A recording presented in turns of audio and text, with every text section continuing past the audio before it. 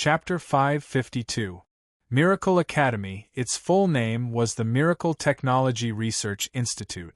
This was a comprehensive institute created by Miracle Commerce in Miracle City, which contained rich resources including Qilin Hall, the Yun sect, the spiritual library, and etc.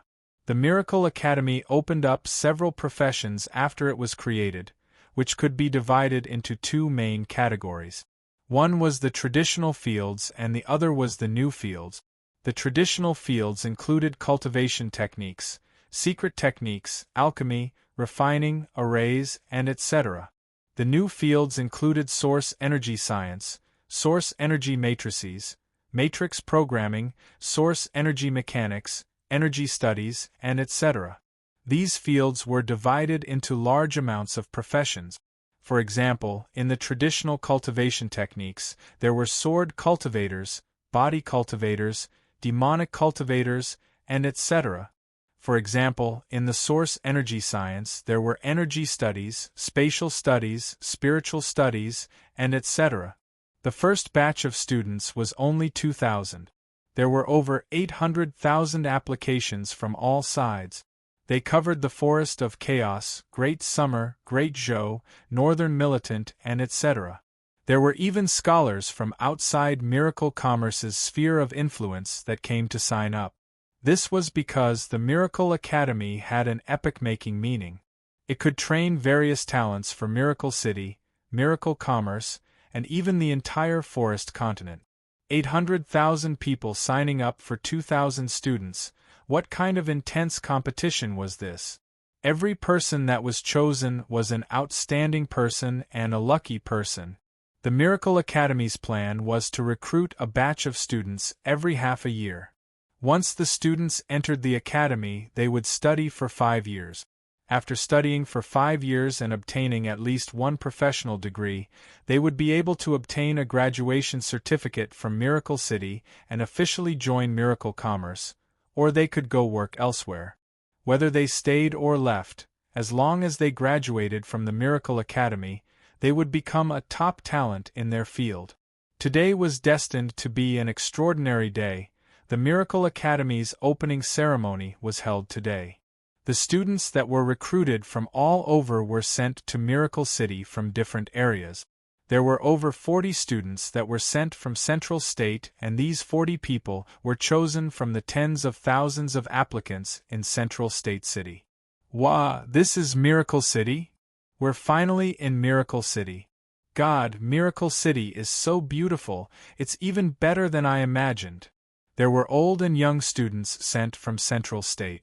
Central State's academic level was lower than the Great Zhou country, gnomes, and elves, but because Central State was Miracle Commerce's home and they were influenced by source energy technology earlier, Miracle Commerce gave them special care.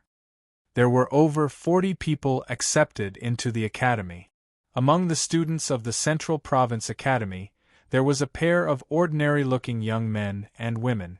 At this moment, their eyes were brimming with hot tears, as though they wanted nothing more than to kiss the ground beneath their feet. They were none other than the Lin siblings from Sky South City. Their journey of growth could not be said not to be inspiring. They came from a small city in a small country and were the most ordinary children of poor families, but with their extraordinary faith and willpower, they finally came to Central State City and obtained the attention of Meng Qingwu. She gave them special privileges and allowed them to study in Qilin Hall. Later, they were accepted into the Yun sect as researchers.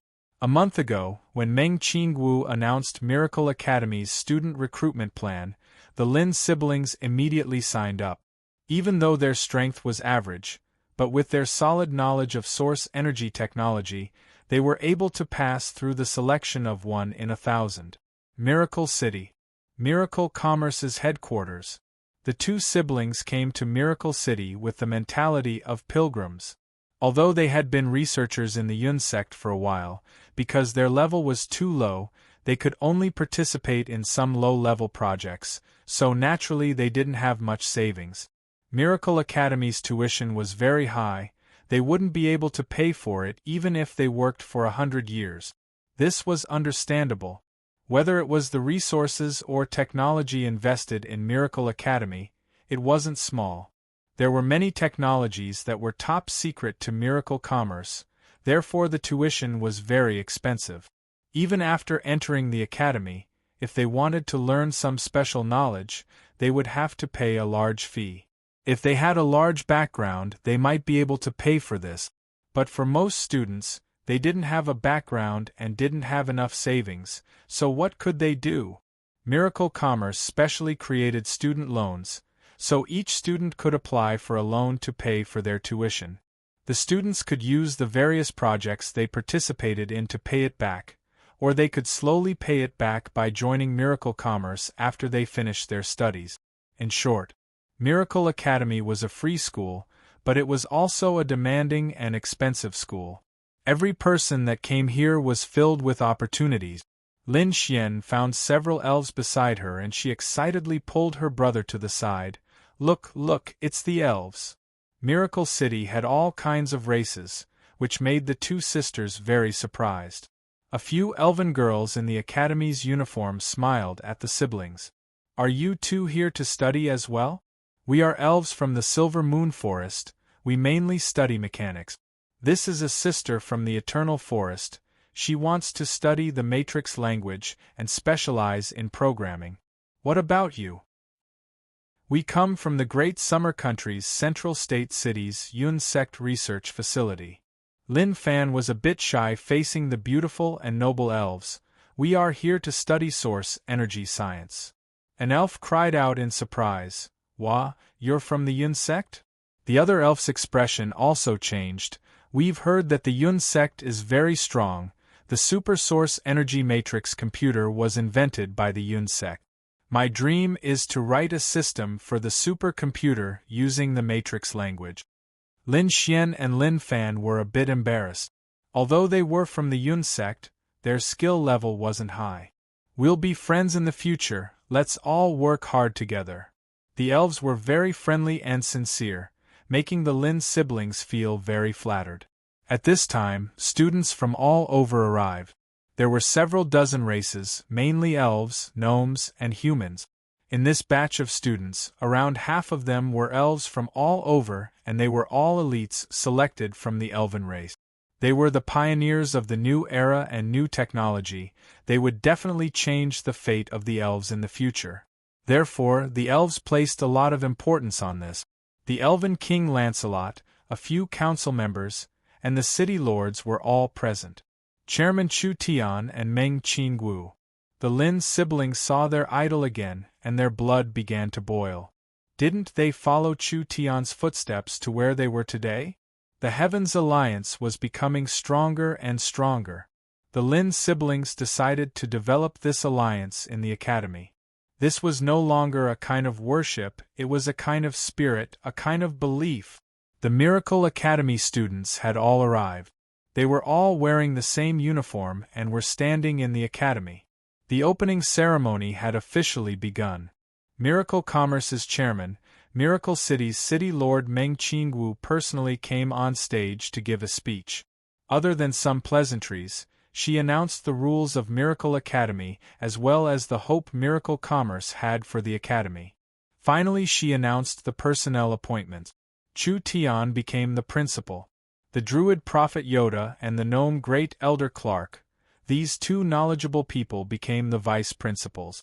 The Elven King Lancelot became the honorary principal to show his support for the elves. Miracle Academy was now officially established. After the opening ceremony, Chu Tian found Lancelot. He was prepared to tell him about the matter and have Lancelot go to the Purgatory world to help. Then, an unexpected situation occurred. This is bad. Nangong has been captured by the Dragon Lord Deathwing in the Dragon's Ridge. We've already lost contact with Elder Sister Nangong. Meng Yingying anxiously came to find Chu Tian after the Dragon Lord locked Nangong in Dragon City. He sent an envoy to Miracle City. He wants us to go to Dragon City and give an explanation. Otherwise he will kill Elder Sister Nangong. What should we do? Chu Tian's expression fell. What? There was actually something like this. Nangong Yun had been active around the Savage Highlands and Dragon's Ridge, selling large amounts of weapons to the rebel forces in these two areas. Most likely the Dragon Lord and the Beast King were under pressure. This was a very dangerous job in itself.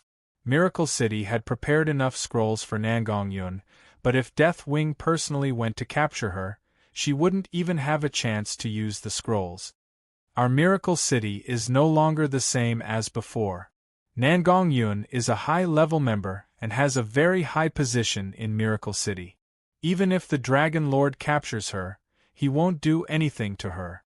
Meng Qingwu said to Chu Tian, "How about I go to Dragon City? You still have the Purgatory World mission." Chu Tian shook his head. Darkness City was not anxious, because compared to Darkness City, saving Nangong Yun was more important.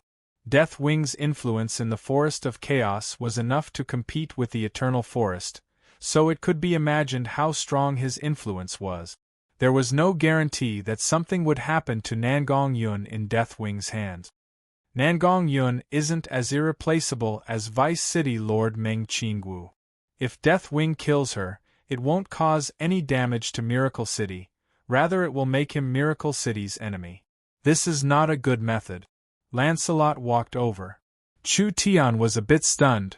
"Your Majesty the Elven King, this is—" With my understanding of Deathwing, he wouldn't do such a stupid thing. He just wants to capture a hostage this time and force you to go to Dragon City to negotiate. Lancelot said this. "I'll go to Dragon City with you." What? Chu Tian was a bit surprised by Lancelot's actions. The Elven King is also going to Dragon City? The Eternal Forest and Dragon's Ridge have been enemies for many years. Enemies can be resolved. The Elven King slowly said, "The elves are tired of fighting and fighting. With such a good environment, why do we need to fight to the death for the Forest of Chaos territory?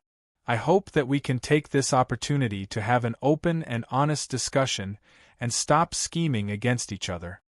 Good. With the Elven King going, Chu Tian was filled with confidence.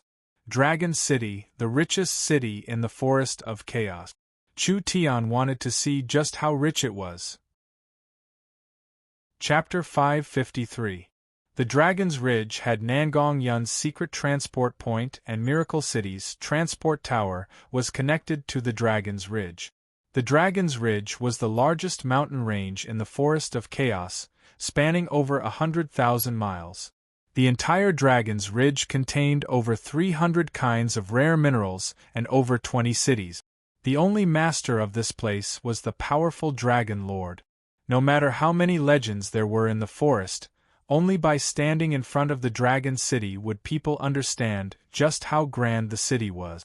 The Dragon City was built in the center of the Dragon's Ridge, with golden buildings as the main color. It faced a vast bay and was backed by a majestic mountain range. The Forest City was very large and lacked planning. The Dragon City in front of Chu Tian was completely different. The Dragon City in front of him was not inferior to Miracle City, and the density of the buildings was very high, comparable to a human city. There were giant towers that were over 300 meters tall, and they were all made of obsidian bricks with intricate patterns carved into them. There was a dragon living in each tower, and the weakest dragon was in the peak 9th true spirit layer.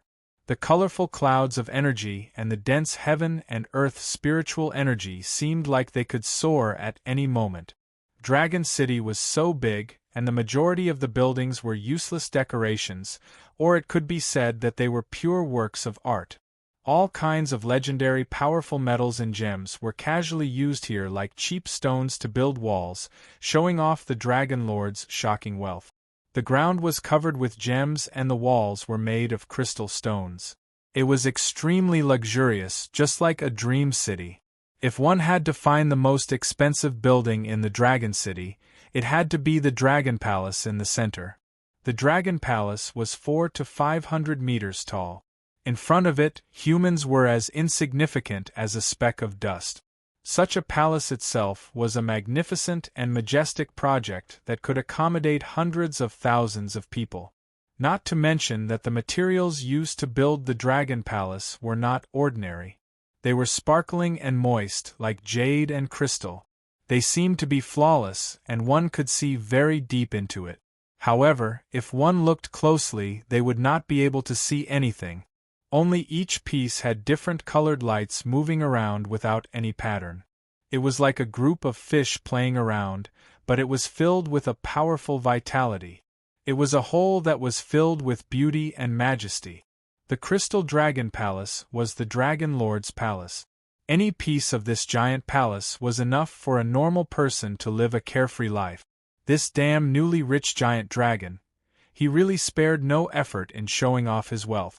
It made Chu Tian a bit jealous seeing this.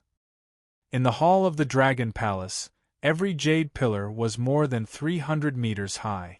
On both sides of the hall were piles of rare treasures. There was no need to light up the hall at all. The light from the jewels could illuminate everything inside.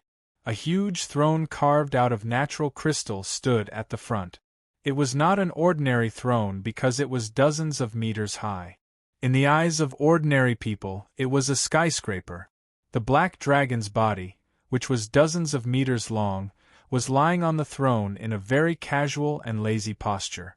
With a slight movement of its body, the surrounding jewels tumbled to the ground like a landslide and flooded the surrounding area like a flood.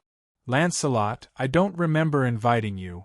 The Dragon Lord stretched out his neck, and a pair of long and narrow eyes filled with deterrence were staring right at the Elven King Lancelot, as if he was very dissatisfied with the Elven King coming without an invitation. Lancelot gave a casual smile. "You should know that Chu Tian is the Eternal Forest's most important partner. The elves have to ensure his safety.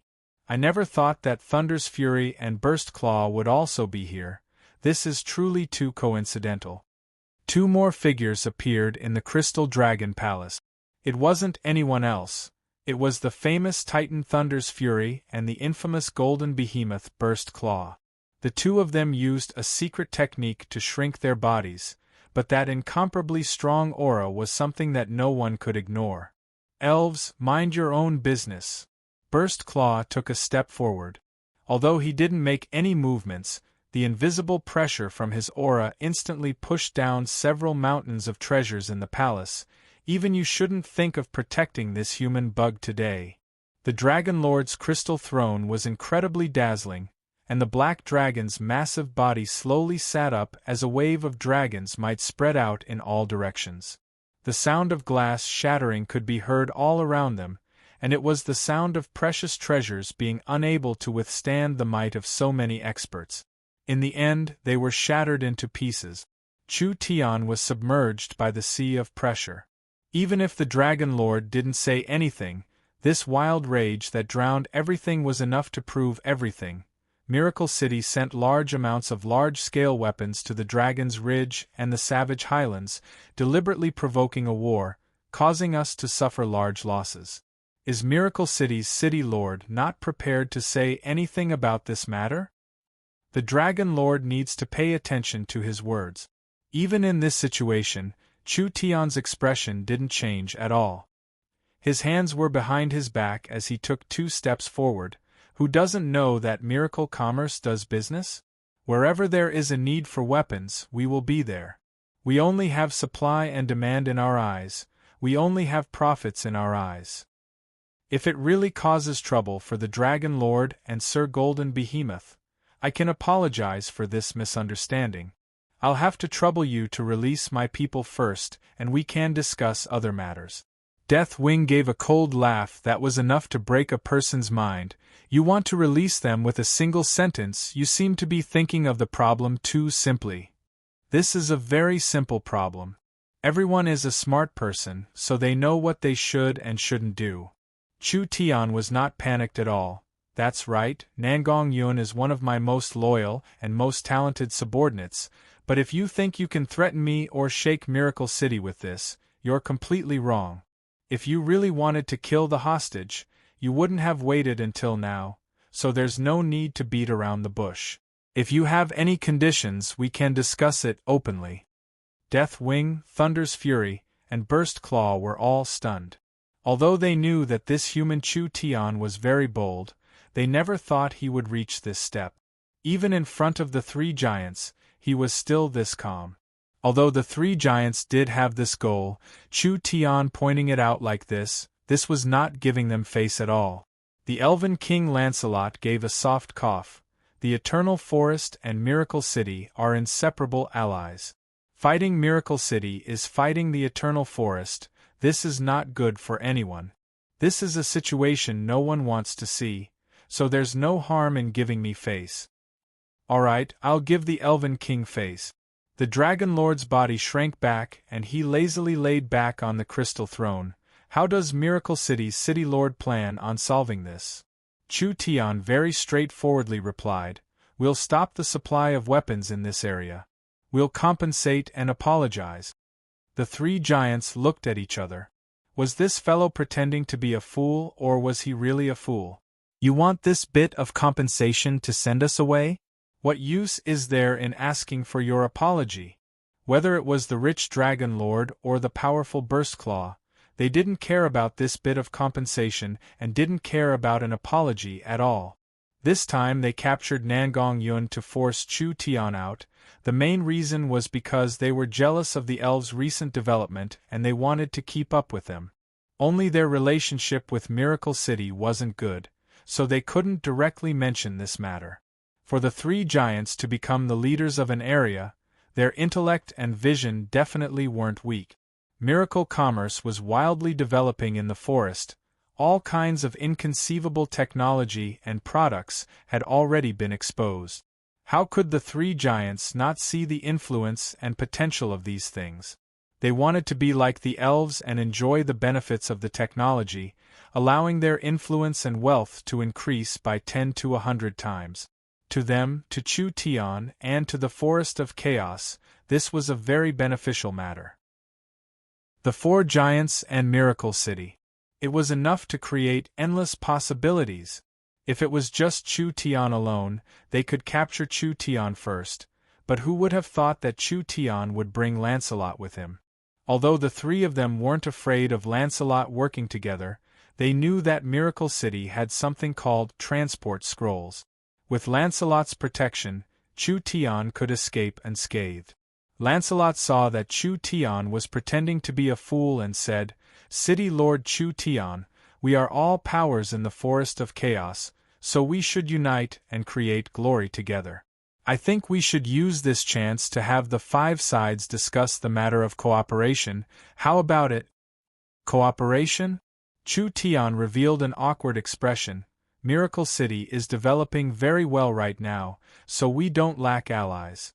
If there are too many people joining, and they don't follow the rules, it will make the alliance bloated. This was basically directly rejecting the three giants. Thunder's Fury's expression changed. "Human, do you really think you can do whatever you want in the Forest of Chaos with just you? We've only been giving you face these past few months, otherwise with the strength of the three of us, do you really think you can develop in the Forest of Chaos until now?" Thunder's Fury is right. Actually, if you were just making a small ruckus in the forest, with our status, we wouldn't bother interfering. Even the matter of selling weapons this time, although it gave us a bit of trouble, it doesn't count as anything. The Dragon Lord had a serious expression, but Miracle City's actions in the Forest of Chaos with the elves have already broken the balance of the Forest of Chaos. We can't just sit back and do nothing. Burstclaw was even more direct. Transport towers, space warehouses, communication systems, weapons, smart brains, banks, factories, and etc. What the elves have, we also need to have, otherwise we'll just have to wait for war. For this kind of matter? Why didn't you say so earlier? Chu Tian shrugged his shoulders and said, "It's not that I don't want to cooperate with you, but with Miracle City's current resources and abilities, we can only support the elves' reformation, we might not be able to." The Dragon Lord gave a dissatisfied snort. Dragon City is the wealthiest city in the Forest of Chaos. Anything the Eternal Forest can take out, Dragon City can also take out, so what is there to be embarrassed about? Burstclaw and Thunder's Fury also expressed this.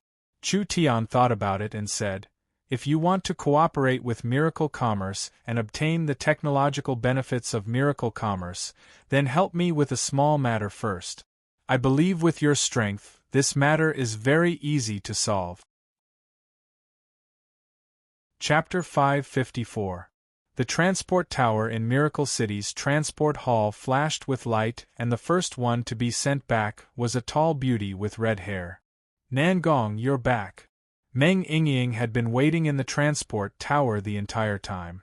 When she saw Nangong Yun being captured in the Dragon's Ridge, the stone in her heart finally fell down. It's great that you're safe this time. Are you injured?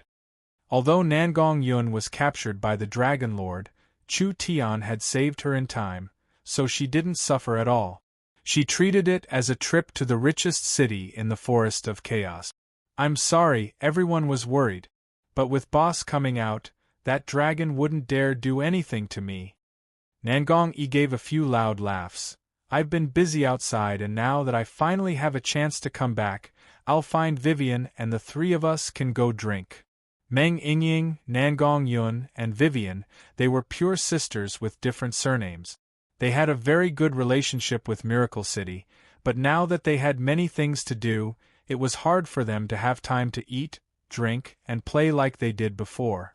Several flashes of light appeared in the transport tower. Other than Chu Tian and Lancelot, there were actually 3 other figures.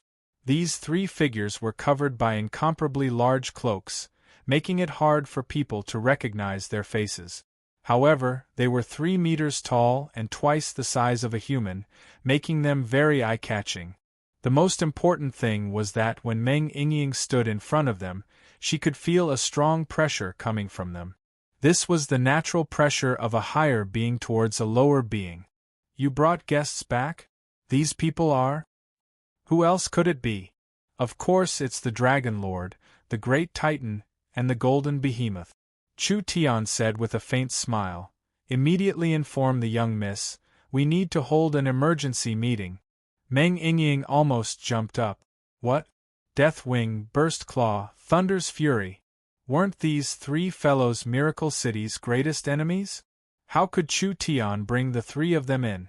If not for Chu Tian's calm demeanor and the Elf King by his side, Meng Yingying would have thought that Chu Tian was being held hostage. Meng Qingwu obviously didn't expect this to happen. Chu Tian had clearly gone to Dragon City to fish up people, but in the end, not only did he bring back Nangong Yun, he also conveniently brought back the 3 forest giants. Now that the forest's 4 giants had gathered in Miracle City and they were calmly sitting down for a meeting, this was a large matter that could shake the forest. Deathwing, Burst Claw, and Thunder's Fury, when they left Miracle City 2 months ago, they never would have thought that in such a short period of time, Miracle City would undergo such a large change. The current Miracle City was already an advanced automated city. Miracle City's transport network, Miracle City's communication network, Miracle City's smart brain, and all kinds of high-tech equipment all displayed a strong potential. The ancient tree of life was no longer important. The 3 giants were now fully aware that fighting to the death in the Forest of Chaos was a very stupid and meaningless matter. The continent was this big and the world was this big, there was no better chance than now. The forest's 4 giants could each compare to a warring kingdom on the continent. If they used Miracle City as a hub and the 4 giants worked together, the entire forest would be unified in a short period of time. At that time, they would have enough confidence to expand on the continent. Meng Qingwu personally talked to Deathwing, Burst Claw, and Thunder's Fury. The Giant Dragon Bank, the Titan Bank, and the Behemoth Bank can be established. Miracle Bank will exchange 5% of their shares for 20%. If you agree to this condition, we will support the establishment of the 3 banks. The Elven Bank had been open for a month, and had already obtained a large success. The 3 giants saw the wealth of the forest wildly flowing into the elves' hands, so how could they not be anxious or not feel a sense of danger? Therefore, if they wanted to compete with the elves, they could only establish their own banks and control the wealth and resources in their area. The 4 giants all had their own advantages. The Dragon's Ridge was the richest in the Forest of Chaos, lacking source stones and wealth the least. The Dragon Lord was a giant dragon that had lived for tens of thousands of years. His wisdom and strength could not be doubted. The Titan giants of the giant mountain range controlled the most mines and resources in the Forest of Chaos, as well as the most craftsmen and the strongest manufacturing skills. If they could establish their own bank, all kinds of industries would be formed. Adding in the Miracle Shopping Center, all kinds of weapons and equipment could be sold across the continent. They had the strongest liquidity among all the powers.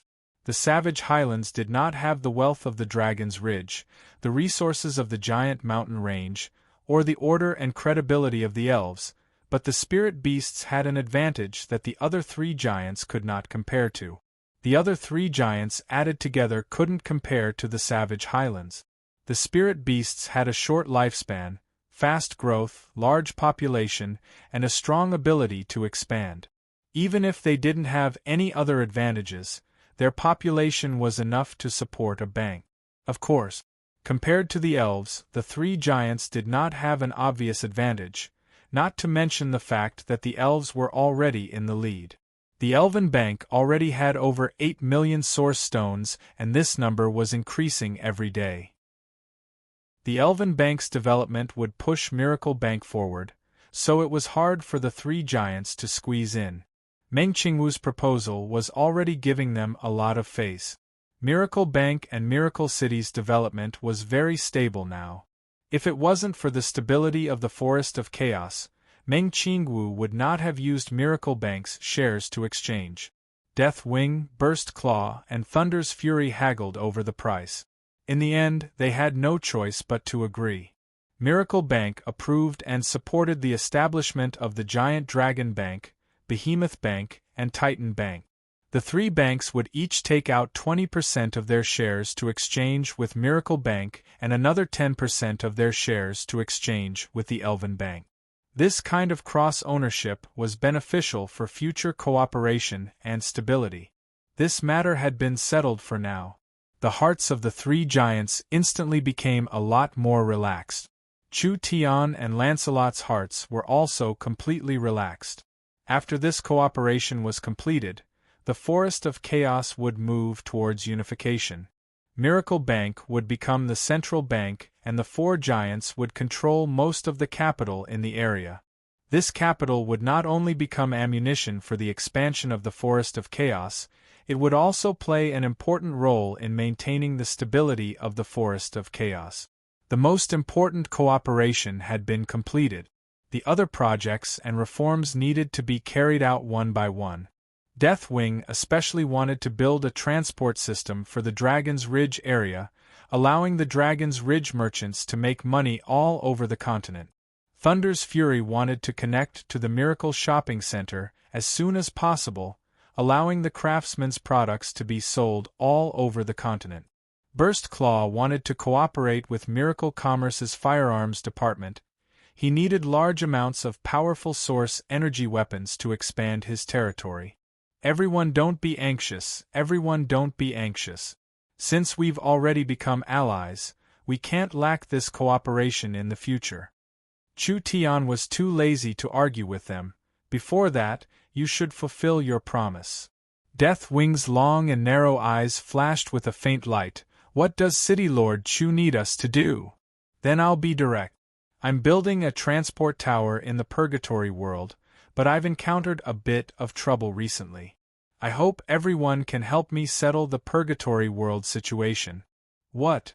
The Purgatory world? Just like how the creatures of the Purgatory world rarely understood the creatures of the surface, the creatures of the surface didn't know anything about the Purgatory world or even the existence of the Purgatory world, but there were exceptions to everything. These people were not normal people, each one of them had extraordinary knowledge and experience, therefore they had more or less heard of the existence of the Purgatory world. The Elven King Lancelot found it hard to suppress the shock in his heart. You actually went to the Purgatory world. This brat's hands really stretched out. He didn't even let the Purgatory world go. The Purgatory world is a deep underground world, Not only is it a place with rich resources and special products, it is also a place that contains shocking secrets and even the fate of the entire continent. Chu Tian had a serious expression. The purgatory world needs to be taken seriously. Now that we're allies, good things should be shared. Miracle City is willing to develop the purgatory world with everyone. The four giants were filled with joy. This was a good thing they could never have dreamed of. Although they knew about the purgatory world and even saw the creatures of the purgatory world, as well as the rare resources produced in the purgatory world, they were separated by several thousand miles of rock strata.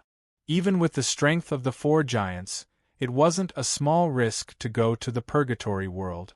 Therefore, exploring the purgatory world was just an unrealistic fantasy. Now the situation was different. Chu Tian directly connected to the purgatory world. With Miracle Commerce's technology and methods, the Forest of Chaos definitely had the ability to do something in the purgatory world. Death Wing, Thunder's Fury, and Burst Claw couldn't help feeling lucky. Forming an alliance with Miracle City at this node was too correct. They never thought that as soon as they formed an alliance with Miracle City, they would obtain an unprecedented pleasant surprise. Burst Claw was a behemoth, so he was the most direct. The spirit beasts have soldiers and armies, you can do whatever you want. The spirit beasts are known on the continent for their valiance, but the most important thing right now is to establish a stable stronghold in the purgatory world. The purgatory world's influence cannot be underestimated. As an outsider, we don't have many advantages, and if we interfere too much, the locals will resist us. The smartest method is to slowly support a local power, which is why I'm asking everyone for help. Chu Tian didn't waste words and described the purgatory world's situation. After the four of them understood the situation, Chu Tian led them to the transport tower. He only wanted to invite Lancelot alone, but they never would have thought that Chu Tian would invite all four giants. Lancelot was a wood elf and couldn't come in contact with the dark elves. There was also Burst Claw, Thunder's Fury, and Death Wing. Any one of them could be recognized and they would be first-class experts on the continent. It was just a trivial darkness city. How could it be worth mentioning? Chu Tian activated the transport array and the five of them disappeared in a flash of light. Chapter 555. Meiji searched everywhere, gathering an army of 40 to 50,000 people. These were the old subordinates of Darkness City, but after the defeat, not only did they lose their soldiers, their morale was also low. Not to mention taking back Darkness City. Without the tyrant barracks secretly sending food and supplies, it would be a problem for them to survive in this place. The tyrant barracks has limited supplies and there is a large risk of being discovered if we stay here. Meiji was discussing things with Shadow in the temporary barracks. We have to leave this place and go to a safer place. Shadow was stunned. Chu Tian hasn't returned yet. He has already left for several days. We can't keep waiting like this. This place is always under threat and the army's morale is unstable. It's easy for something to happen. Meiji seemed like he had already made a decision, not to mention that human can bring reinforcements? Don't be stupid. No matter how strong he is on the surface, he can't do anything in the purgatory world. Of course Shadow knew this. He was very unwilling. His father was killed and his city was taken. Could it be that he had to run away with his tail between his legs? That human had done many unimaginable things.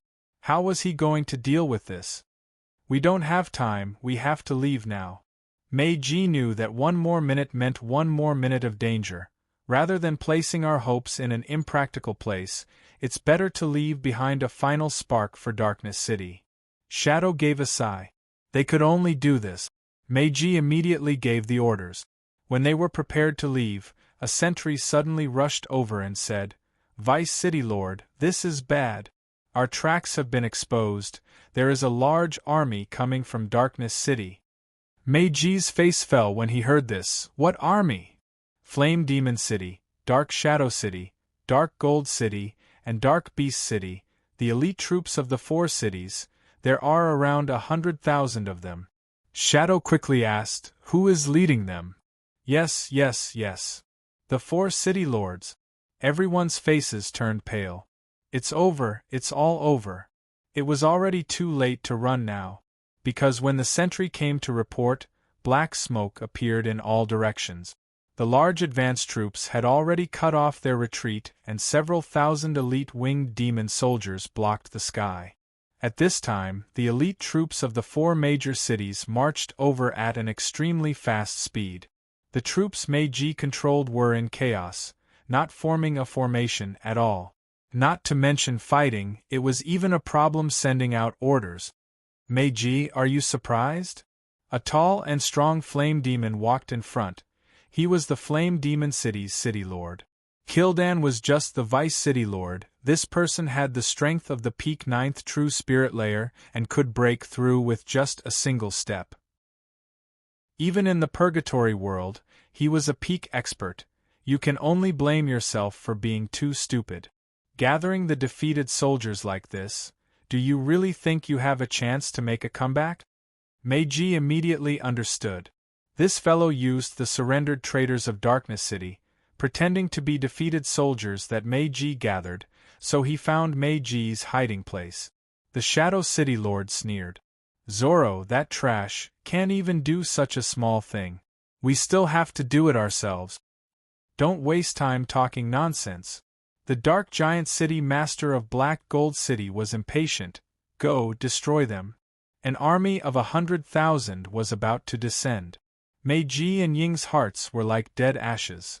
The 4 city lords were already very strong existences, and now they were surrounding this place with an army of 100,000. They had no chance of escaping. Who would have thought that when the 4 city lords were prepared to attack, there would be a voice that came from the air? Sorry, I came back a bit late, but luckily I made it in time. Meiji was stunned. The humans had returned. Before Chu Tian left, he had vowed that he would bring reinforcements. Now that he had returned, did the reinforcements come back or not? Chu Tian instantly appeared in the air. There was only 1 small and 3 large figures beside him. He didn't bring anything else. Meiji's eyes were stunned. Where are your reinforcements? Chu Tian spread out his hands. Aren't they all here? Meiji instantly felt despair. For reinforcements? No matter how strong they were, just 4 trivial people, what kind of waves could they cause? They were facing an army of 100,000, even if it was just the 4 city lords, it would be hard to deal with them. The 5 people that appeared out of nowhere made the 4 Purgatory World city lords slightly stunned. Where did these fellows come from? This was really strange. The 4 forest giants looked around the Purgatory World and felt it was very strange. They simply couldn't believe that they had been in the surface world a moment ago, but they had been sent to the underground world several thousand miles deep in an instant. Which little rat is seeking death? Really noisy. Deathwing didn't place them in his eyes at all, treating them like a group of flies. Now that the flies were buzzing around, he clearly felt very dissatisfied. He softly said, "Who's coming?" Thunder's Fury snorted. The Titan's hand is used to create miracles. This kind of trash cleaning job is beneath his status. The Elven King gave a helpless sigh. Let's take a look first. Hey, can you all play properly? Chu Tian stared at them and said, "Don't forget why you came here." Although they didn't know what he was saying, from the other side's casual tone and attitude, the Purgatory City Lords felt like they had been greatly insulted. Seeking death. The 4 of them were very strong. They were lords of a region in the Purgatory world. When had they ever been looked down upon like this before? With a cultivation base in the peak 9th true spirit layer, there were already few opponents, not to mention the Purgatory City Lords had resources that normal people couldn't imagine. Therefore, their strength was more than double that of a normal true spirit expert. Burst Claw stood out at this time, ignoring the powerful killing intent coming from the 4 of them. He just coldly said, "No need to trouble yourself, you can all come together." You. Burst Claw slightly released a trace of evil aura, and the 4 city lords instantly felt their bodies tremble. They all had a strange feeling that the one standing in front of them wasn't a 3-meter-tall unknown race, but a 100-meter-tall peerless vicious beast. Burst Claw suppressed his body and didn't release his full aura, but just a part of it was enough to create a strong deterrent to the 4 city lords. The 4 city lords could instantly confirm that this fellow was a peak expert that had already surpassed the true spirit realm. How could he be this strong? What made the 4 city lords even more shocked was that among these 5 people, other than the human looking a bit weaker, the others seemed to be on the same level. Could it be that these 4 were super experts that had already surpassed the true spirit realm? This was impossible.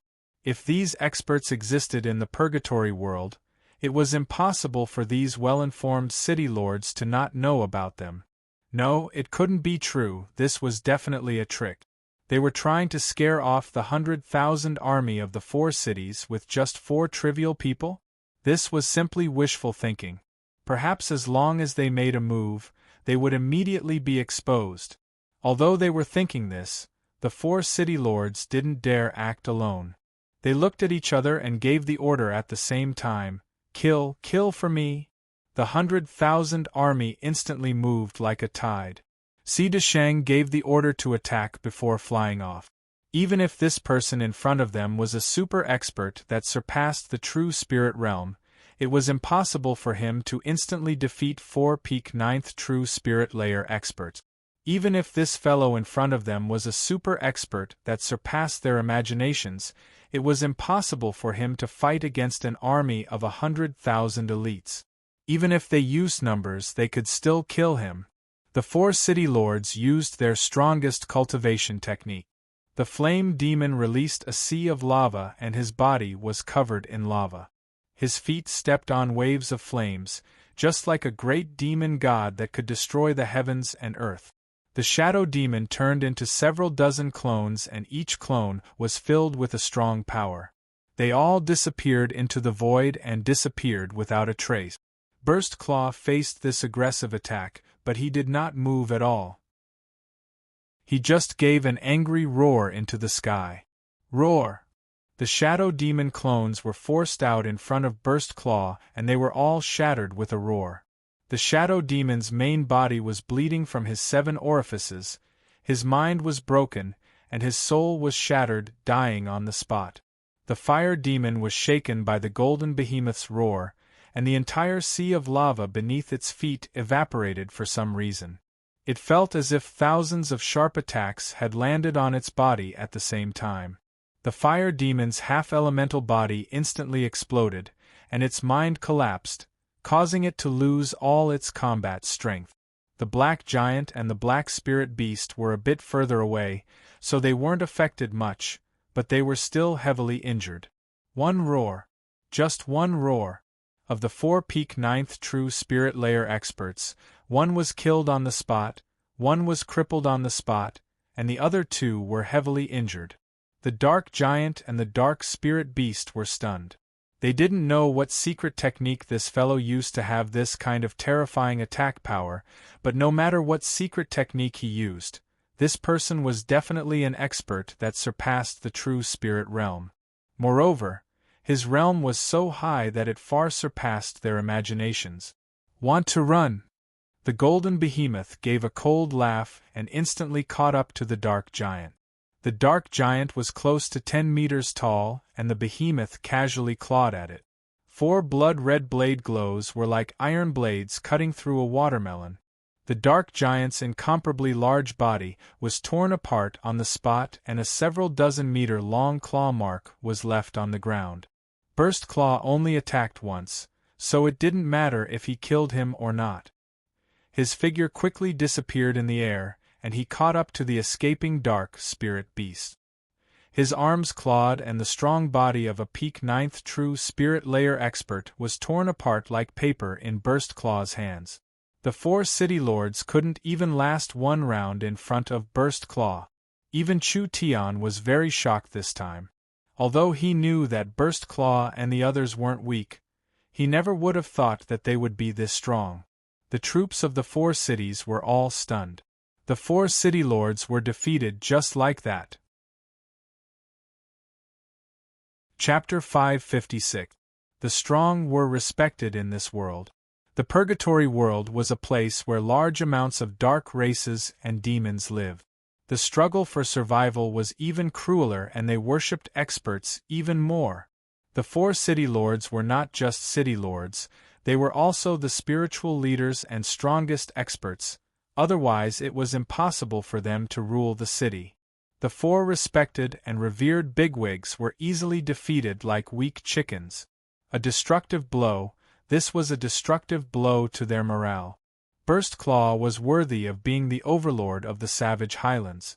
Not only did he have a high cultivation, he was also a behemoth, a golden behemoth. His race was blessed by the heavens, and because of his innate talent, he could defeat cultivators several realms away. Not to mention that Burst Claw's cultivation wasn't low. Could several peak 9th true spirit layer experts be his opponent? Burst Claw didn't have enough fun at all. Roar! Before the armies of the 4 cities could recover from their shock, a roar that was 10 times louder than before erupted. It could spread over several hundred miles of wilderness, making every living being feel fear from their souls. That wild and bloodthirsty killing intent was like a volcano that had been suppressed for tens of thousands of years, suddenly erupting. Burst Claw instantly released all the secret technique seals and instantly turned into a 200 to 300 meter tall colossus. This colossus looked a bit like a gorilla, but it was twice as thick and 10 times more ferocious. The fur on its body seemed to be plated with a layer of dark gold, and its claws that contained berserk power were scarlet red.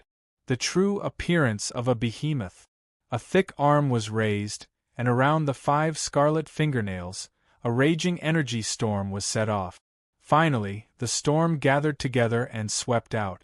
Blood-red violent energy poured out in torrents, forming a giant energy tornado that was several hundred meters tall. Ah! Monster! Monster! Wherever this blood-red tornado went, the entire terrain changed. As long as one was sucked in, whether it was flesh or stone, they would all be turned to dust by the high-speed energy flow. The power of a golden behemoth was not something a normal person could resist. When had these purgatory world creatures seen this kind of terrifying existence before? They were all scared out of their wits. Even if they had the advantage in numbers, they didn't have any thoughts of fighting at this moment. They could only throw away their armor and run in all directions. Burst Claw revealed a look of disappointment. The purgatory world was more boring than imagined. The 100,000 people weren't weak, and if they fought back, Burst Claw would have to spend quite a bit of energy. Who would have thought that these fellows would run without even fighting, making Burst Claw unable to enjoy the joy of fighting and killing? Sir Burst Claw, the power you've displayed is enough. Chu Tian reminded. It's best if we don't waste too much time on these shrimp soldiers and crab generals. Burst Claw said in a very disdainful voice. You can guess Darkness City's level from these trash abilities.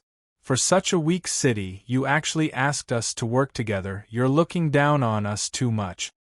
Don't say so much, just treat it as a vacation in the purgatory world. Let's go.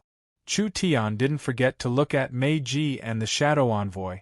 What do you two think of the reinforcements now?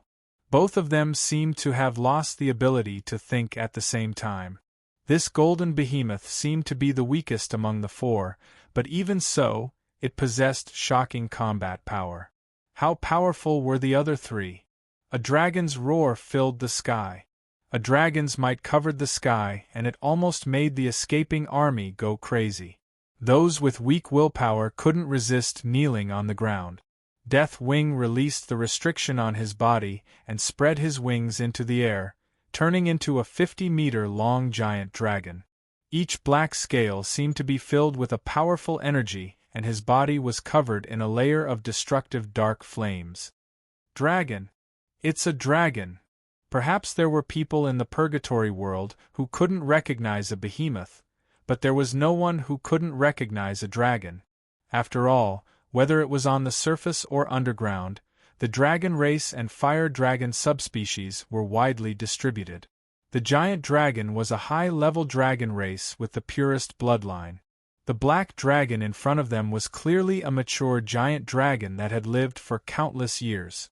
The might and strength the black dragon revealed was even stronger than the behemoth's. That pair of large and narrow eyes swept over the place, directly destroying the fighting spirit of the Purgatory World soldiers.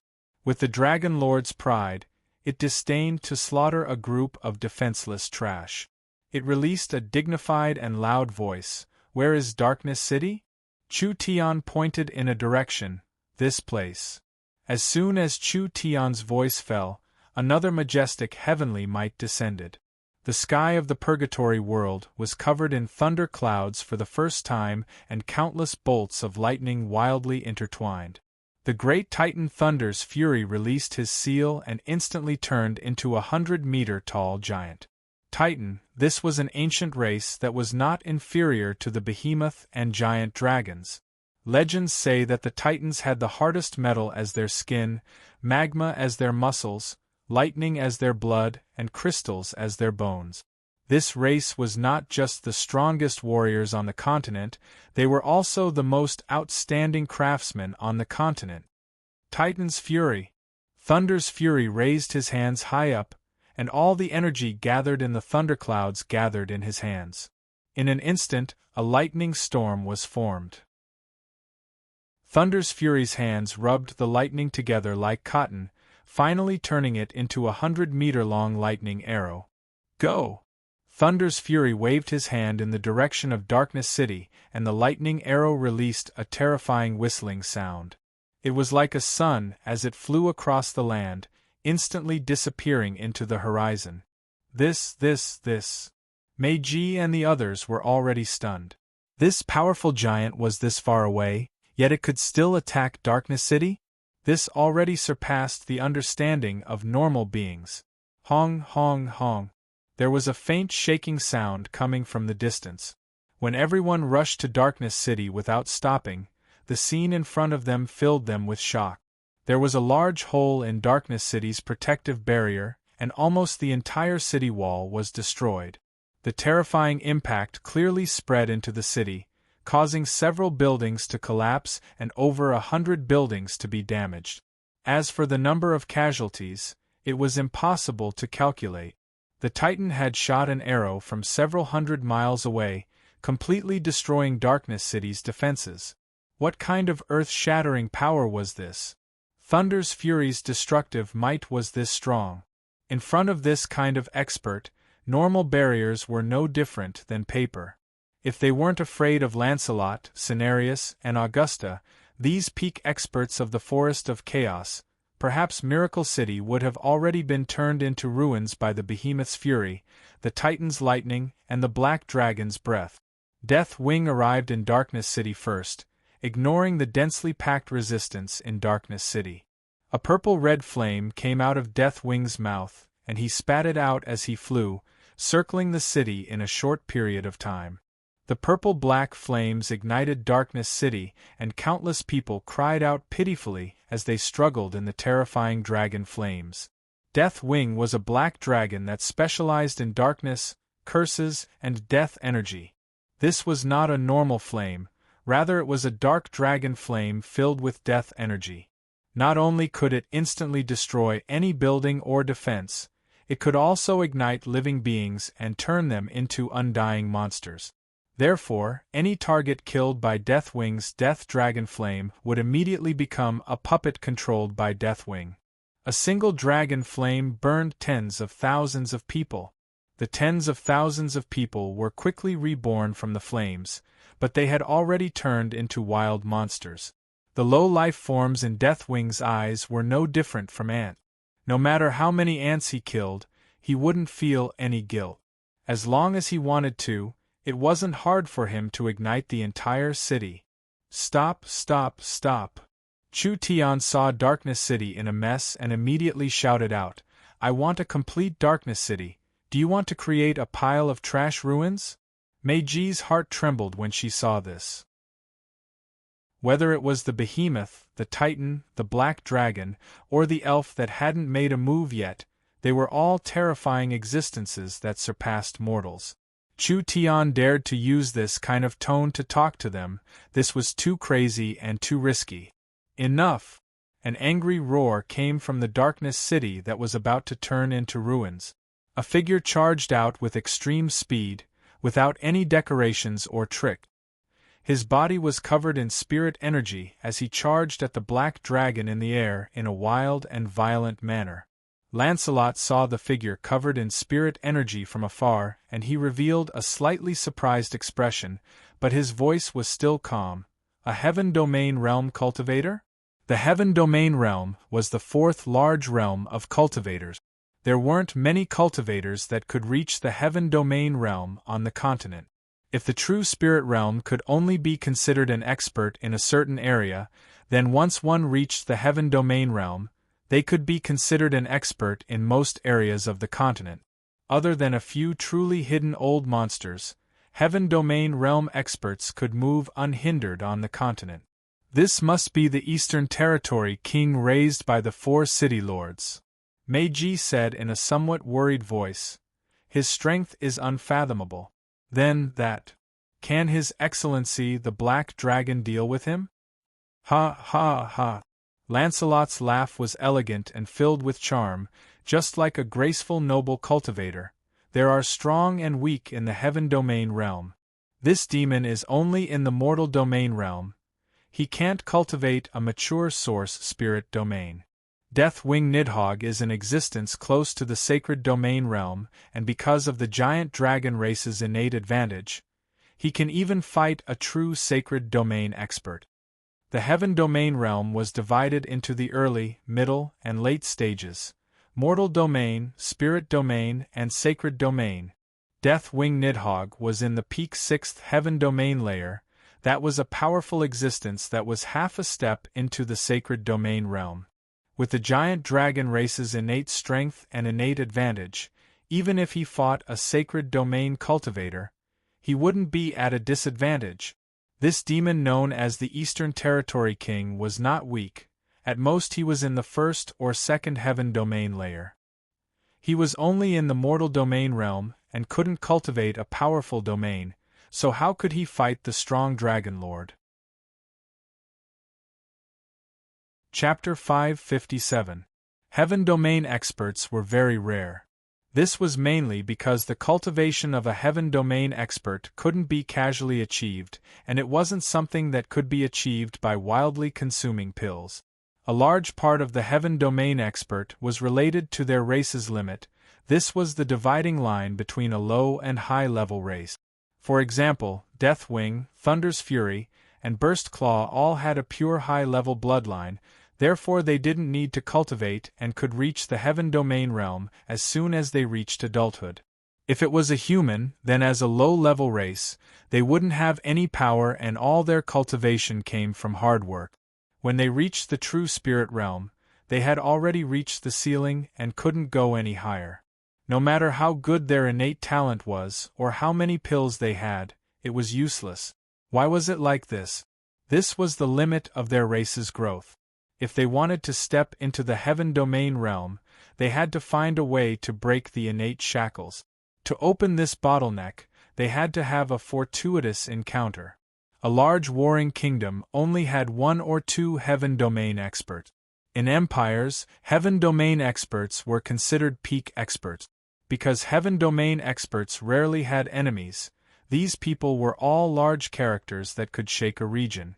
The Eastern Territory King had never fought a giant dragon before, but based on his confidence in his own strength, he actually took the initiative to attack Deathwing Nidhogg. So what if it was a giant dragon? Even if it was a dragon, he had to give it a try. Even if he couldn't win, he could at least retreat. If he didn't fight and ran, it would be too shameful. The Eastern Territory King had this thought as he was covered in a white light. This was no longer pure spirit energy, rather it was a domain formed by the power of a Heaven Domain expert. The space within the domain would weaken, and the increase in power was something that cultivators under the Heaven Domain realm couldn't imagine. Why could Thunder's fury destroy Darkness City from 100 miles away? This was because Thunder's fury was a peak 6th heaven domain layer expert. The thunderstorm could form a very mature and stable domain. When the Titan's thunder was thrown out, it was surrounded by Thunder's fury's domain energy, therefore no matter how far it flew, its power wouldn't weaken until it hit its target. This was the power of a heaven domain expert. Cultivators under the heaven domain realm couldn't understand it at all.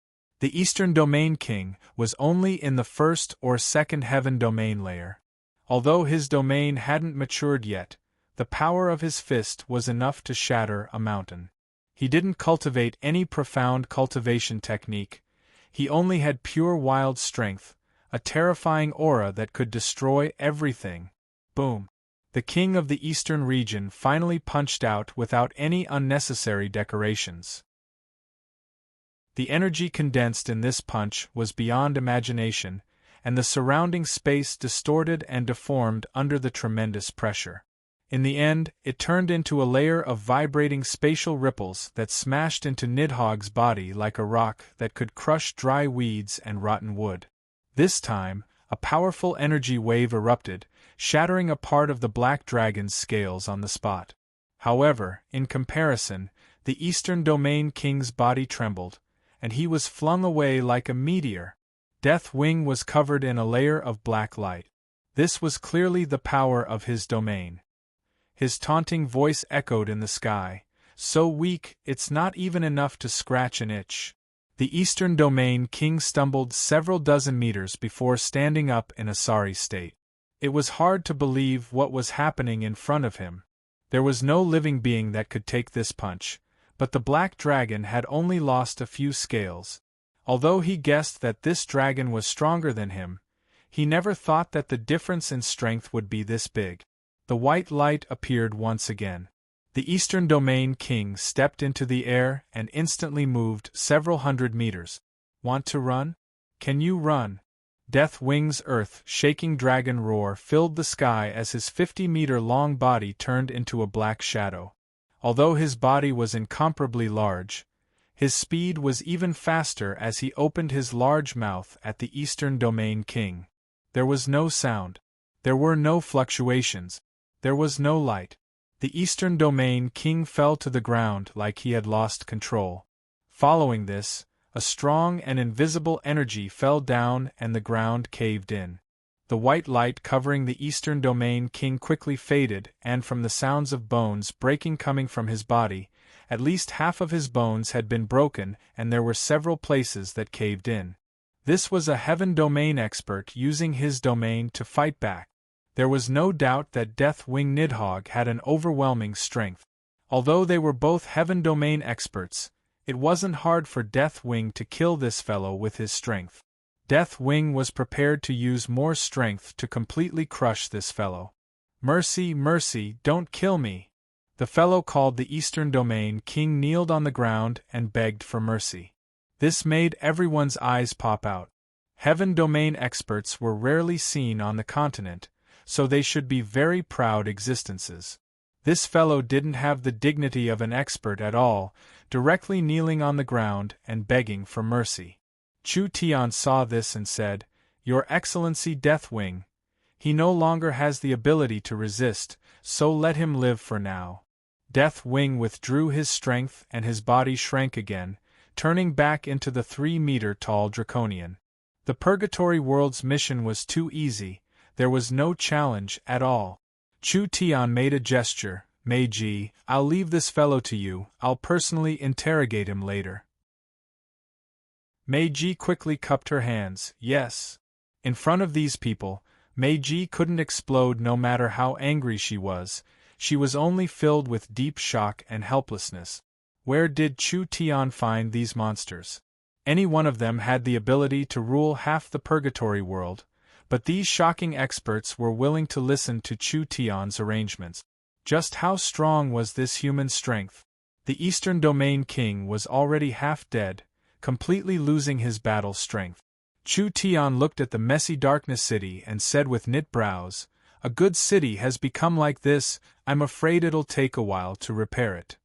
"It's not that troublesome, let me do it." The elven king Lancelot hadn't made a move yet, but he took the initiative to come out at this time. Chu Tian didn't know what medicine the elven king was selling in his gourd. The elven king inserted the forest's scepter into the ground and slowly raised his hand.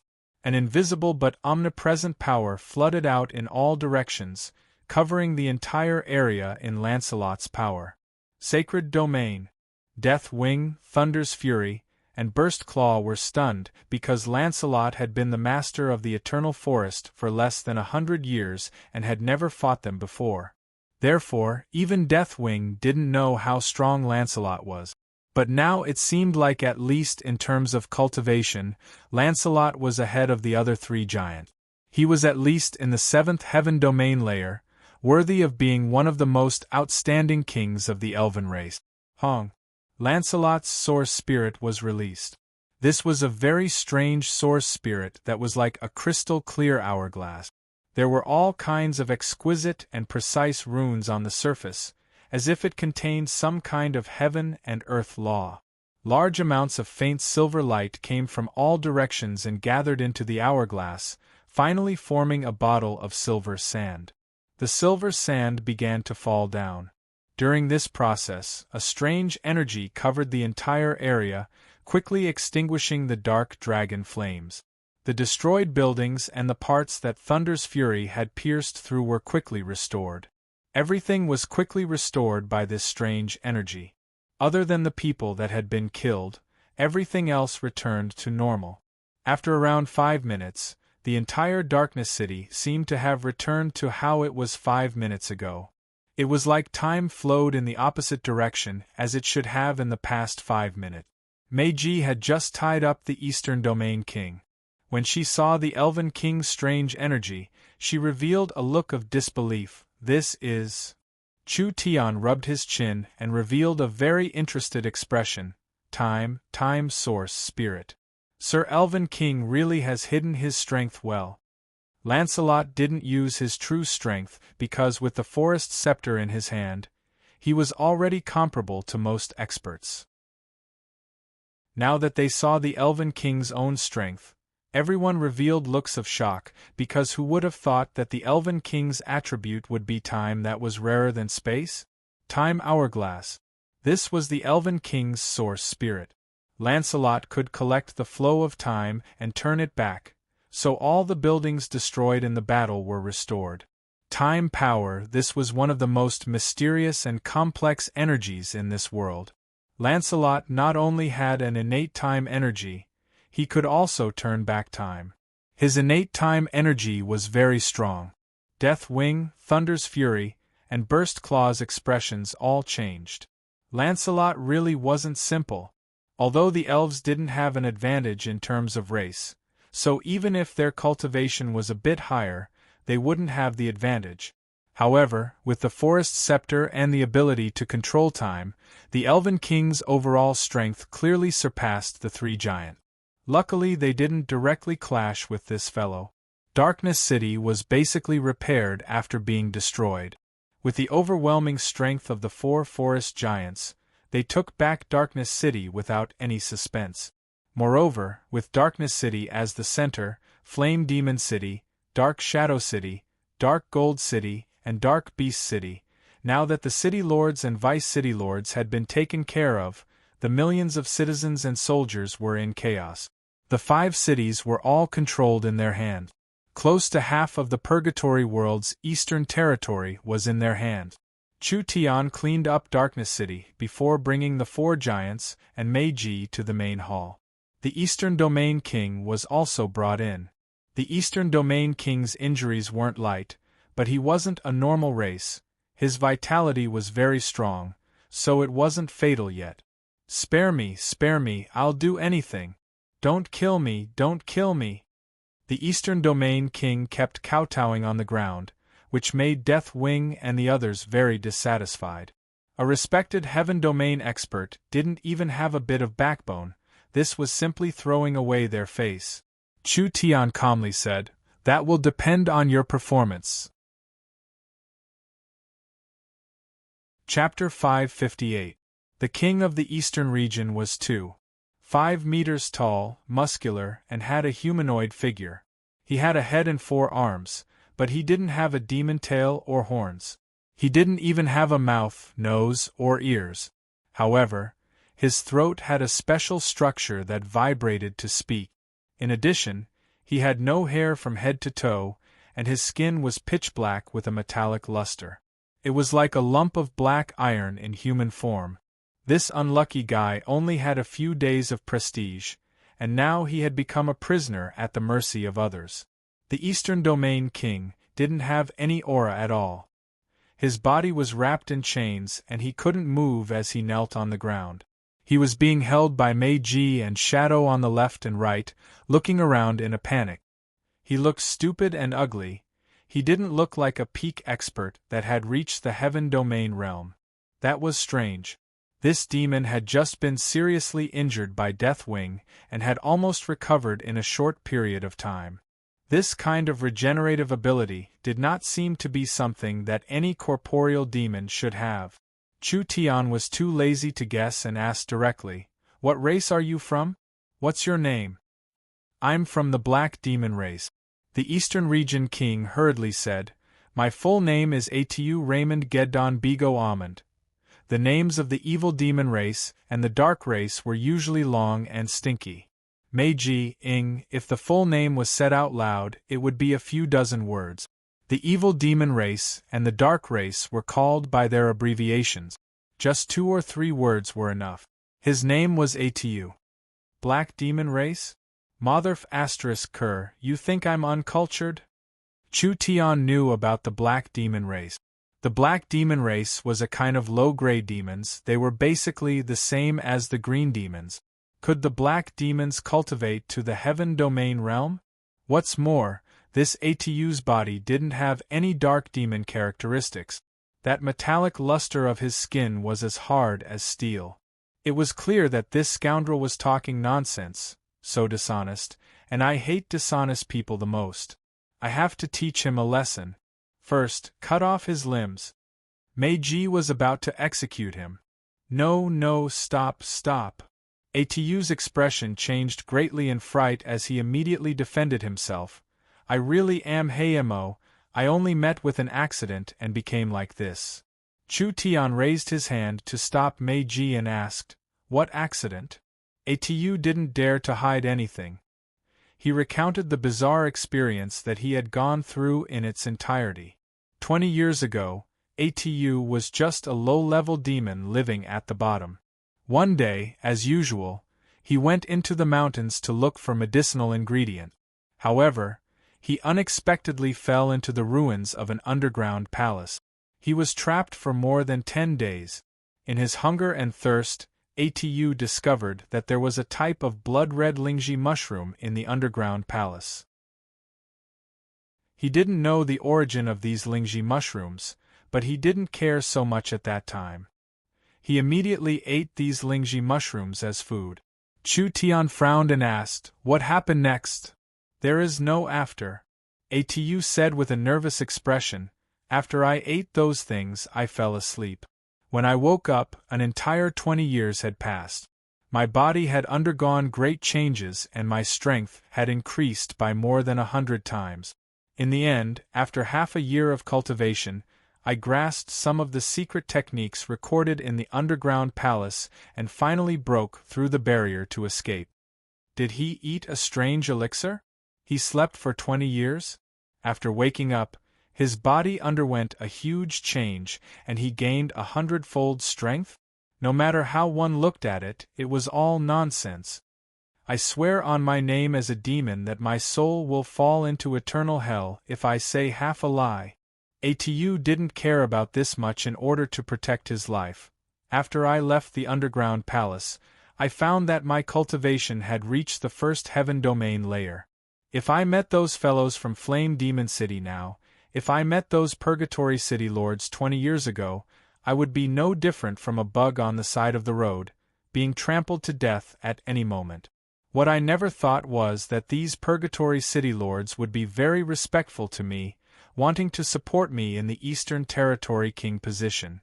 They even promised to take down Darkness City and make it my personal city, so. He roughly understood. If Atu really wasn't lying, it was very likely that he had a fortuitous encounter. This was because a medicine that could change a person's physique and affect them even more deeply, perhaps only a legendary divine-grade medicine could do this. Atu swallowed this kind of top-grade medicine, and not dying was already a great fortune. In the end, his physique was mysteriously changed and his strength increased greatly. This fellow's luck could no longer be described as good. The motives of the Purgatory City Lords could be easily explained. Even if this fellow had the strength of a Heaven Domain expert, his thoughts were still at the level of a dark demon. His brain wasn't good and he was short-sighted, only having martial strength and no influence. The status of a Heaven Domain expert was very useful. The 4 city lords could use his name in the future. Wouldn't they be able to sweep the resources of the entire region? The tribes and powers that didn't submit would instantly return, paying tribute and not daring to disrespect them. This was a large advantage for the Purgatory cities.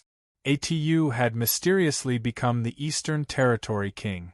There would be risks with a Heaven Domain expert by his side, therefore he decided to attack Darkness City. There were many reasons for this war. First was a demonstration.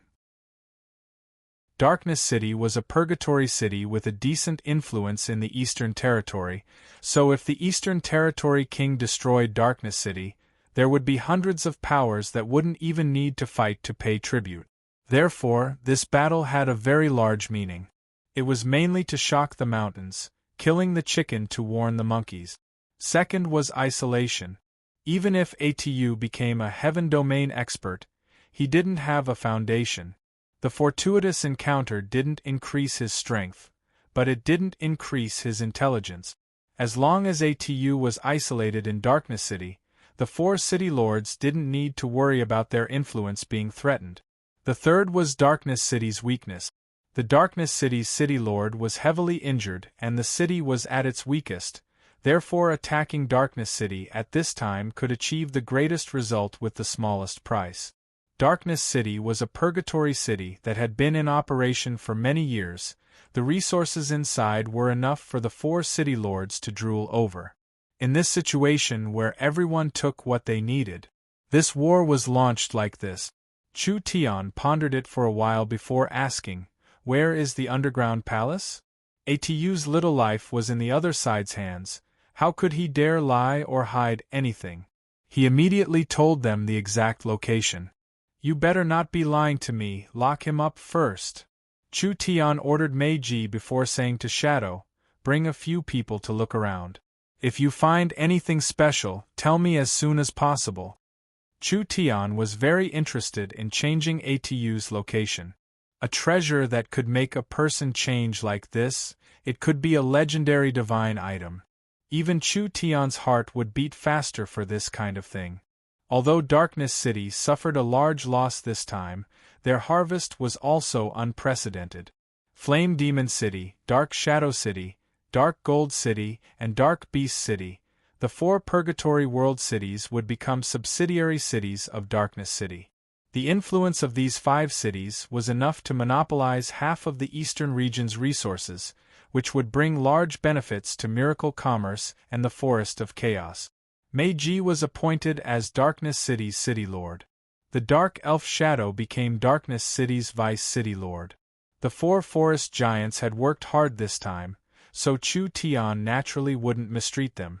The 4 subsidiary cities became the Eternal Forest, Dragon's Ridge, Giant Mountain Range, and Savage Highlands transfer points in the Purgatory World. Although the 4 giants didn't have the right to rule the Purgatory World, they could use these 4 cities as a foundation to obtain resources from the Purgatory World. "Father, Big Brother Chu Tian, I didn't come." Vivian brought several dozen people over. Vivian's strength had increased by leaps and bounds. She was already a spatial expert in the Peak's 6th true spirit layer. This is the Purgatory World?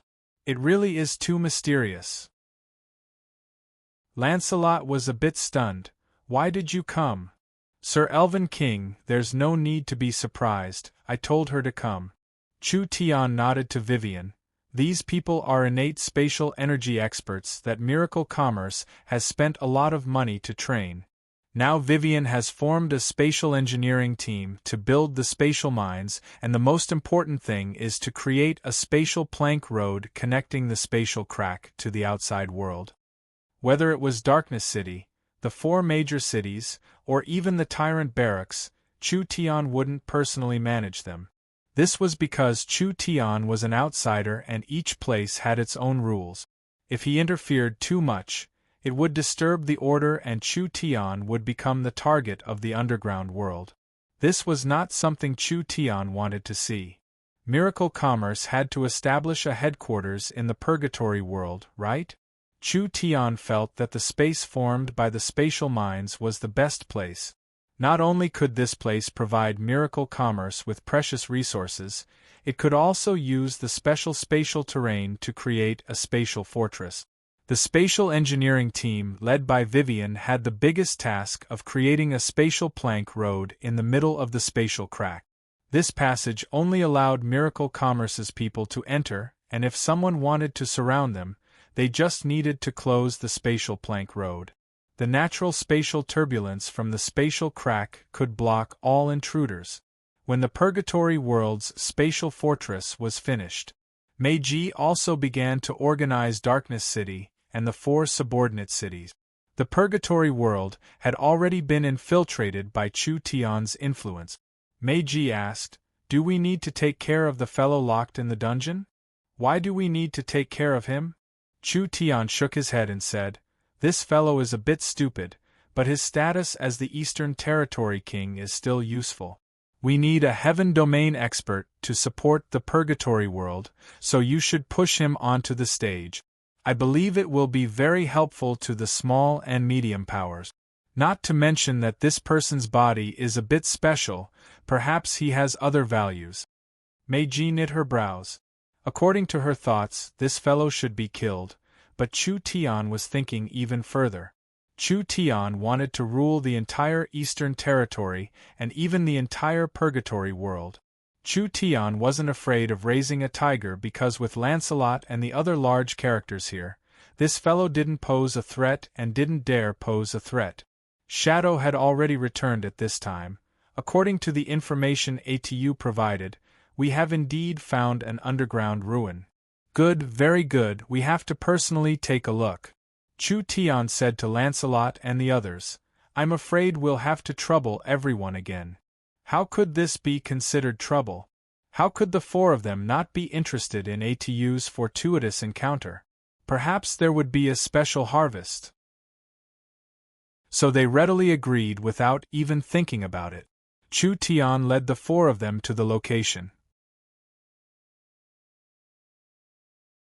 Chapter 559. The Purgatory world was divided into 5 regions. Because the shape of the Purgatory world wasn't regular, the 5 regions were all different in size and space. The central region was without a doubt the largest, with 50% of the intelligent races in the Purgatory world as well as the 2 most famous Great Demon Overlord. The other 4 regions were a bit smaller. The underground palace was near the central region, and it didn't look strange from the outside. It was covered by several mountain ranges, and there wasn't anything strange around it. The entrance to the ancient ruins looked very simple, like it was an ancient ruin that could be seen everywhere. Chu Tian led the 4 giants to begin their exploration. The few of them first used the pulse reading technique to examine the surrounding area. In the end, they discovered that the terrain of this place was also extremely mediocre. Furthermore, there was not a single earth spirit vein that passed through this place. In this kind of place, not to mention the legendary divine medicine, they reckoned that even ordinary spirit medicine would not be able to grow here. Thunder's Fury's expression was not good. "It seems like we've been tricked by that fellow. It's impossible for a heaven-stealing treasure to appear in this kind of place." Burst Claw and Deathwing were filled with rage. What kind of noble status did they have? They were actually tricked by a lowly demon, running all the way to this damn place where even birds wouldn't shit. They definitely couldn't let them off. Lancelot was not in a rush to express his position. He looked at Chu Tian beside him and asked, "What do you think?" Chu Tian didn't believe that Atu would trick him. Atu indeed didn't seem like someone who cultivated step by step to the heaven domain realm, and his physique was a bit strange, so Atu's words should be believable. There's no need to rush to a conclusion, let's take a look first. What else could they do? Since they were here, they couldn't just leave without taking a look, right? The underground palace was very simple, but the space was large enough, so it was no wonder Atu was trapped inside. But this bit of space didn't count for anything to Chu Tian because Chu Tian had the vision domain divine sense and the little fox's divine eye, so it didn't take much effort to figure out the surroundings. At the same time, he found the place where Atu said he found the divine herb. When Chu Tian walked in, his vision was filled with over 100 strange altars. These altars were around 30 meters tall, and there were all kinds of strange runes and totems on the surface. According to Chu Tian's guess, it should be the style of the ancient heaven race. This also meant that this palace had existed here for at least several tens of thousands of years. Atu said he found that strange herb of unknown origin here. Let's go up and take a look. As Chu Tian spoke, he floated up. When he stood on the ancient altar, he found that there was a groove on the surface of the altar. It was filled with a grayish-white substance. When he grabbed a handful and examined it carefully, he discovered that it was some sparse mottled crystal sand. Lancelot knit his brows. "This is—" Chu Tian replied, "This is a kind of spiritual earth." Deathwing didn't agree with Chu Tian's point of view. "This is clearly a crystallized substance. How could it be spiritual earth?" Spiritual earth, as the name implied, was a kind of top-grade soil used to cultivate heaven and earth treasures. In normal situations, spiritual earth was dug out from the depths of a spirit vein. After being nurtured by the spirit vein for thousands or even tens of thousands of years, it was a kind of super soil. But spiritual earth was still soil in the end.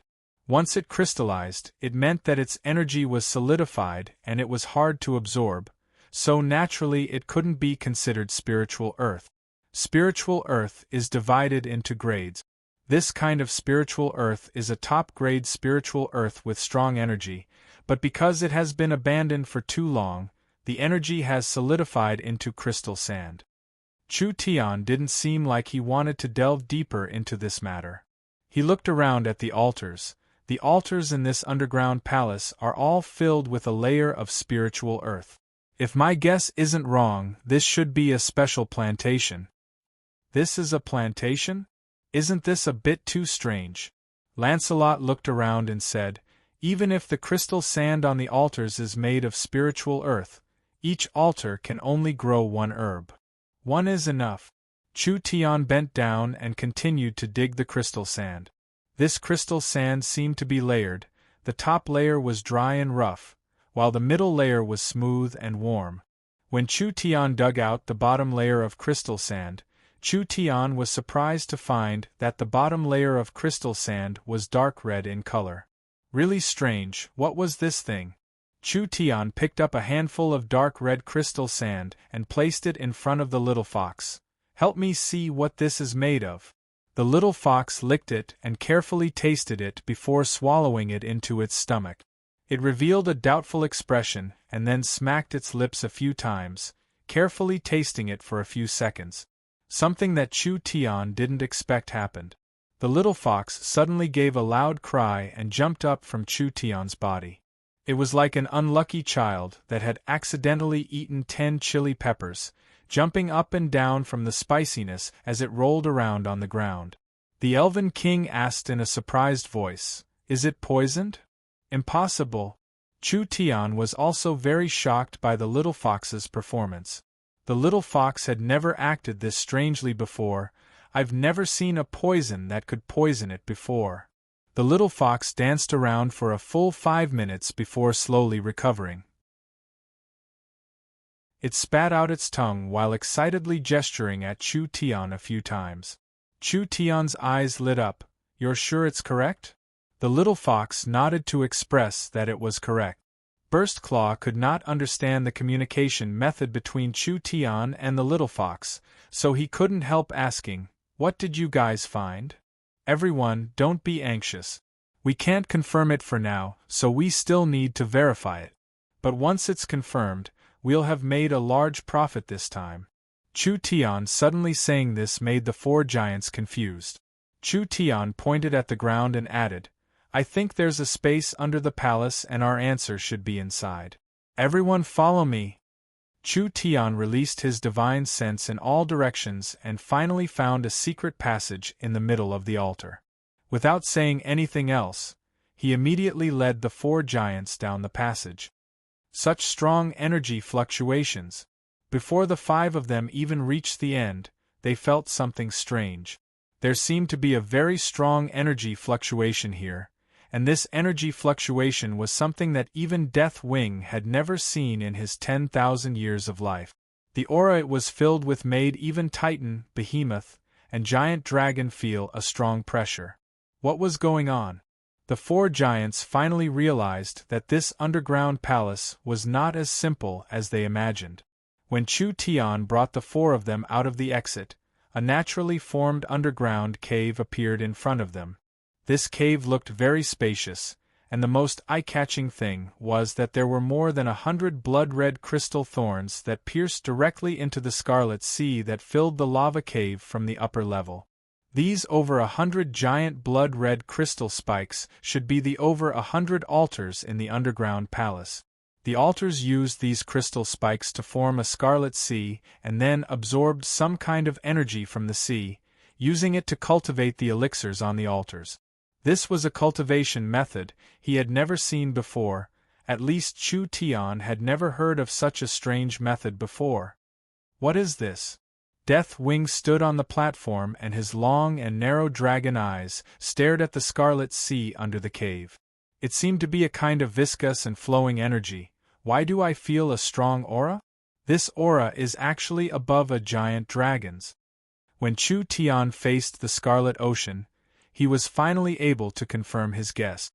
"I understand, I finally understand." Thunder's Fury quickly asked, "What do you understand?" Atu didn't lie. Everything that happened to his body did happen in the underground palace. When Chu Tian said this, his eyes suddenly flashed with a fanatical light. This is a farm that uses demons and gods as food. With this, the four giants were shocked. What did Chu Tian say? A farm that used demons and gods as food, how could this be possible? This was pure whimsical nonsense. You might not believe it, but this is the truth. Do you see the sea under your feet? Chu Tian stared at the red sticky substance under the cave. If my guess isn't wrong, a great desolate era demon god must have fallen here. After the ancient heaven race found this demon god's corpse, they thought of a method to insert over 100 energy-absorbing crystal needles into the demon god's body. Then they used these energy-absorbing devices to build an altar and place top-quality spiritual soil on top of the altar to cultivate herbs. Lancelot seemed to understand a bit. You're saying that the ancient heaven race used the demon god's energy to nourish the herbs, so the herbs they cultivated were filled with demon god's energy? That's right. Chu Tian nodded and continued to explain. The heaven race left for an unknown reason. They took away all the herbs they cultivated, but they left behind a seedling that hadn't grown yet.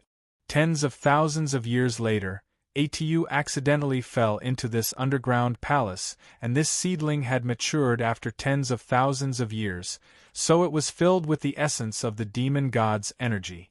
Therefore, after Atu ate this herb, his body immediately changed, becoming completely different, and his strength greatly increased. This sounded very strange, but it was the only reasonable explanation. In fact, the first time Chu Tian discovered Atu's powerful recovery ability, he had already connected Atu to the divine servant. But this was still unimaginable, so he didn't dare make a judgment. Now there was no doubt. It was no longer important how the heaven race did it. Now Chu Tian knew that in the Scarlet Sea, there was a high chance that the demon god's corpse was hidden there. How precious was the demon god's body! When Chu Tian was in the Central State Trial Tower, he only had a bit of God's blood and a few bones, but it was enough for him to create a powerful monster like the Divine Servant. If he could obtain a complete one, how much help would it be to Chu Tian's research? Chapter 560. The Scarlet Sea was formed from the blood essence and flesh of an ancient demon god. The heaven race's altar absorbed the energy from within, allowing the herbs it cultivated to have the characteristics of a demon god. Atu had coincidentally taken this herb, therefore his body had undergone a large change, and he was now an existence similar to a divine servant. Of course, compared to a true divine servant, Atu didn't have the power of a demon god, it only increased his body's regenerative abilities, releasing his divine sense. Chu Tian decided to explore the Scarlet Sea, but as soon as his divine sense touched the Scarlet Sea, it was sucked in like water touching a sponge, disappearing without a trace. Then, without any warning, a large number of ripples suddenly appeared in the Scarlet Sea. Lancelot's face sunk. "Be careful, there's something wrong. It seems like we've touched something." A few silhouettes gradually appeared in the Scarlet Sea, like blood-red sculptures rising from the Scarlet Sea. They looked like some kind of terrifying and ugly demon with 3 faces and 6 arms. Their faces were ferocious, and each of them released a strong aura. This seemed like the remnant spirit of an ancient demon god, had evolved over tens of thousands of years. Then, with the ancient demon god's blood essence as the foundation, it finally formed these monsters. The little fox was simply the natural nemesis of these monsters formed from energy and blood essence. How were these monsters? In the little fox's eyes, they were no different from supplement. The little fox didn't need Chu Tian's reminder to take the initiative to make a move. It first spat out a large amount of purple energy from its mouth, instantly covering several dozen scarlet demons. Then it suddenly sucked in, and these monsters' bodies seemed like they were being pulled by a large force, immediately being pulled and twisted. Finally, a part of them turned into a blood mist that was sucked into the little fox's stomach. It seemed like it wasn't difficult at all. When Chu Tian thought that the little fox would be able to deal with it, something unexpected happened.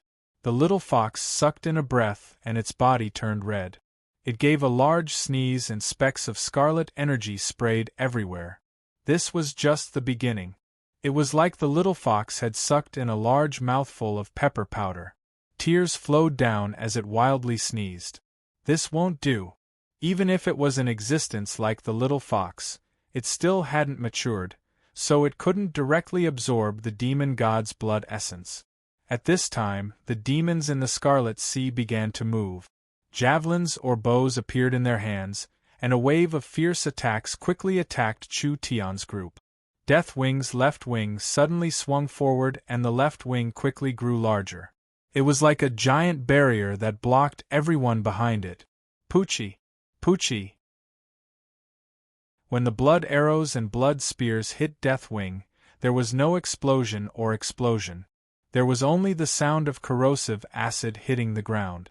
Deathwing felt a powerful and strange power enter his body. The place where the left wing was hit began to have a scarlet color spreading, and wherever this power spread, all senses would disappear. Deathwing's expression changed. He tried to resist it, but he found that the more he resisted, the faster it spread. This energy was like a flame that could ignite any substance or energy it touched. When he tried to resist it, it actually sped up its spread. How could this be? Deathwing felt like he had completely lost control of his body. After this terrifying corrosive power invaded his body, it even began to spread to his mind and soul. A powerful will seemed to be reverberating in his mind, trying to enslave Deathwing's thoughts and will. Chu Tian found Deathwing's situation. It seemed like the Scarlet Sea was sealing a demon. Chu Tian had obtained a fragment of the ancient demon god's memory in Central State, so he had a bit of understanding of the ancient demon gods. Although the gods and demons were similar, there was still a difference in their essence. Chu Tian's divine blood could purify everything and break any curse, but the demon blood had a terrifying curse power. Just a single drop could kill countless beings. Nidhogg's current state was the result of being contaminated by the demon blood. The demon blood contained a powerful curse energy that could corrode one's body, spirit energy, and even one's soul. If one was completely controlled by the demon blood, although they would obtain stronger strength, it was very likely they would lose their consciousness and become a puppet under the demon's consciousness. Lancelot released his hourglass source spirit when he saw this. Time energy was poured into Deathwing's body, and the spreading demon blood energy was instantly pushed back, finally leaving Deathwing's body. Such a sinister power. Deathwing was careless and he became vigilant. We can't touch these attacks, otherwise the consequences will be unimaginable. The demons continued to attack. The demons weren't considered strong, being in the 8-9th true spirit layer, but there were too many of them. Adding in their special nature, as long as one touched them, they would be corroded by the demon blood, so it was very troublesome to deal with them. Thunder's fury released several hundred bolts of lightning that were as thick as his arms, instantly forming a net of lightning on the surface of the Scarlet Sea. Countless bolts of lightning interweaved with each other and continued to split apart, making the net become denser and denser, attempting to suppress all the monsters underneath it. The Titan's divine thunder was not something normal lightning could compare to. This kind of lightning was an innate ability of the Titan clan, and the Titan's divine thunder was a kind of innate lightning. Thunder's fury had been nurtured for thousands of years, so even a giant dragon couldn't withstand his lightning.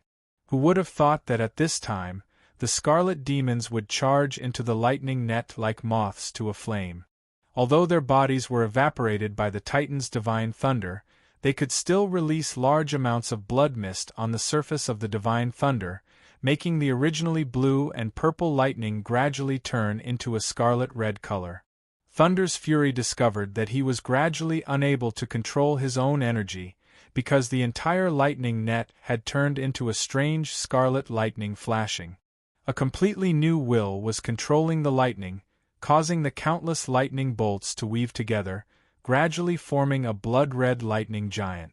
The demons were still charging into it like moths to a flame. Each time they collided, each time the demons shattered, it would give this new monster even more strength. Deathwing condensed two thick death dragon flames in his hands and shot them at the monster's chest. The dragon flames instantly evaporated a third of the monster's body, and Burst Claw tore the remaining parts of the monster to pieces. There was no effect. After this monster was defeated, it reformed in a short period of time. It should be because it had absorbed Deathwing and Burst Claw's power, but its aura had become even stronger. Lancelot immediately shouted when he saw this, "Stop, our attacks have no effect at all. It will only make them stronger." Deathwing, Thunder's Fury, and Burst Claw knit their brows. They had never met this kind of troublesome matter before. These creatures were far more difficult to deal with than they had imagined. These were several top Heaven Domain experts, but they actually had a feeling of helplessness. The countless scarlet demons continued to fuse with each other, absorbing Deathwing, Thunder's Fury, and Burst Claw's power. Now their strength was increasing by leaps and bounds. Did they have to retreat? "I have a method that we can try." When the others felt helpless, Chu Tian took out a scroll and released the 18 divine servants. With a thought, he controlled the 18 divine servants to fly out at the same time, and each divine servant released a golden light. The golden light on the 18 divine servants connected together, forming a giant seal in the air. Demon-breaking seal. The giant seal formed by the 18 divine servants slammed into the giant, and an incredible thing happened. The giant's body was like an iceberg that had been hit as it suddenly shattered to pieces. Large amounts of fragments fell down, turning into nothingness when they fell into the Scarlet Sea. What was going on? Deathwing and the others couldn't understand no matter how hard they tried. How could Chu Tian easily defeat a monster that they couldn't deal with just a few weak puppet soldiers? The divine servants were refined by Chu Tian using a large amount of ancient gods' essence blood. Although they weren't considered strong at this stage, there was an ancient god's power sealed within each body, so the demon blood couldn't corrode them.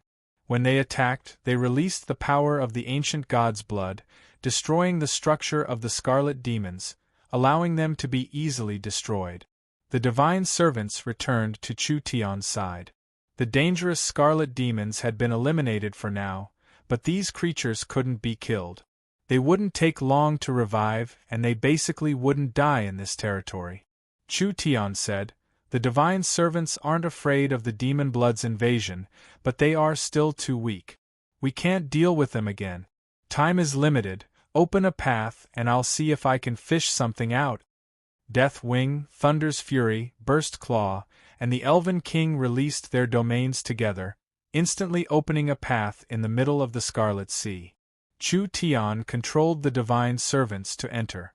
The ancient demon's corpse was sealed under the Scarlet Sea, but its flesh had already melted into the Scarlet Sea.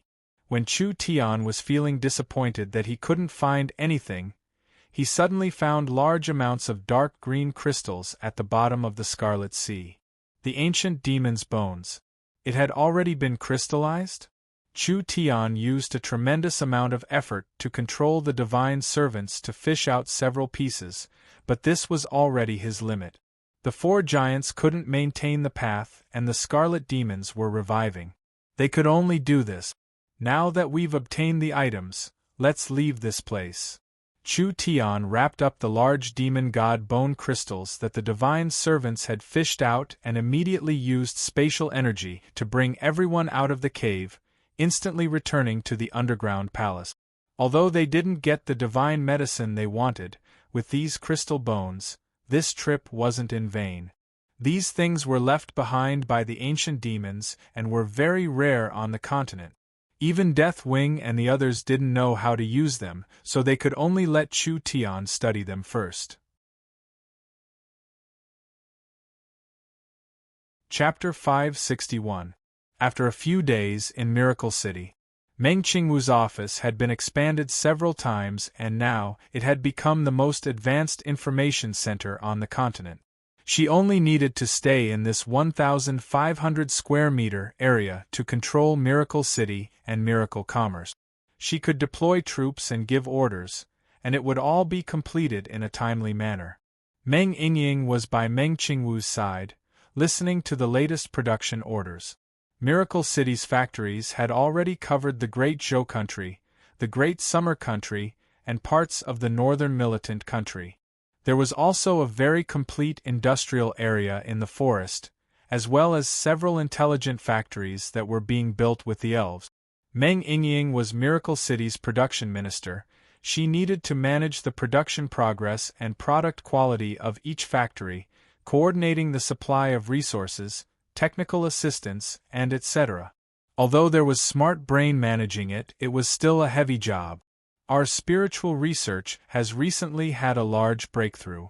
Meng Qingwu said to her little sister, "We need to speed up the construction of the spiritual tower. The spiritual technology is a very important explosive point for our miracle commerce."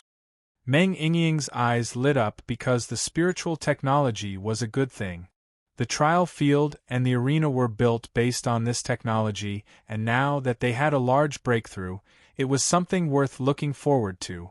She immediately patted her chest and promised, "Elder sister can be assured, I will personally supervise it. With you here, I can be assured." Meng Qingwu's position in miracle commerce was rising day by day. Whether it was Vivian, Nangong Yun, Dolores, or the others, they all respected her from the bottom of their hearts. Now there was a gap between a superior and a subordinate. Other than Chu Tian, only Yingying was her closest person. This sometimes made Meng Qingwu feel lonely, but she understood that in order to control the aircraft carrier that was Miracle Commerce, this sacrifice was necessary. Yingying, how is your progress with Chu Tian? Meng Yingying didn't expect her sister to mention this matter, and her little face immediately turned slightly red. He's still the same. That guy stayed in the underground world for so long, and he finally came back a few days ago. He didn't even accompany me for half a day before he ran off to do some strange things in seclusion. Meng Qingwu stroked her sister's long hair lovingly. Silly girl, don't you know him? He looks unrestrained, but that's just what he shows on the outside. He's actually a very focused and serious person. I don't know what he wants to do, but I'm sure he has his own ideas and ideals. You have to take the initiative and hold on to them tightly. Meng Yingying stared at Meng Qingwu and said, I think you are the one who understands Chu Tian the most in the world. Meng Qingwu coughed. What are you talking about? Chu Tian said that he's prepared to hold a wedding at a good time. Meng Yingying was afraid of being heard by others. She leaned over and carefully said, Why don't you marry him together with me? Anyway, the two of us are as close as one person. We definitely won't separate. Marry him together? Pei.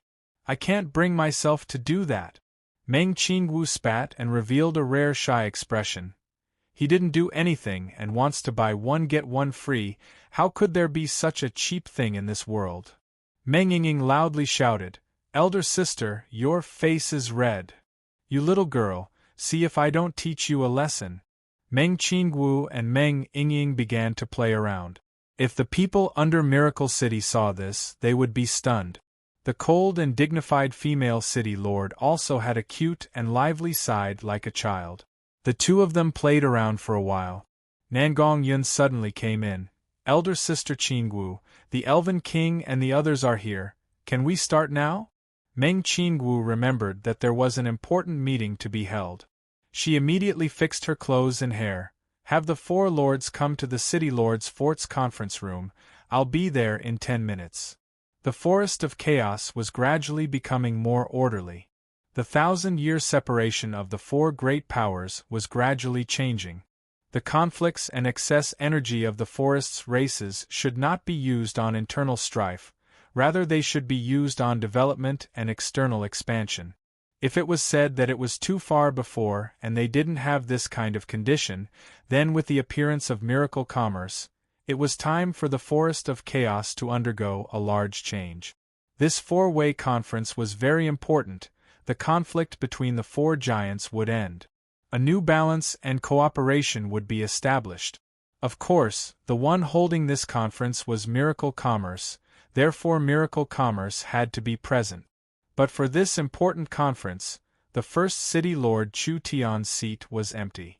Ever since he came to the Purgatory world, Chu Tian had locked himself up. It was unknown what he was researching.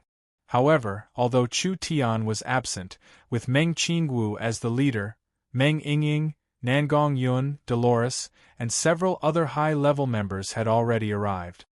Many thanks to the four lords for coming to Miracle City to discuss the future development plan.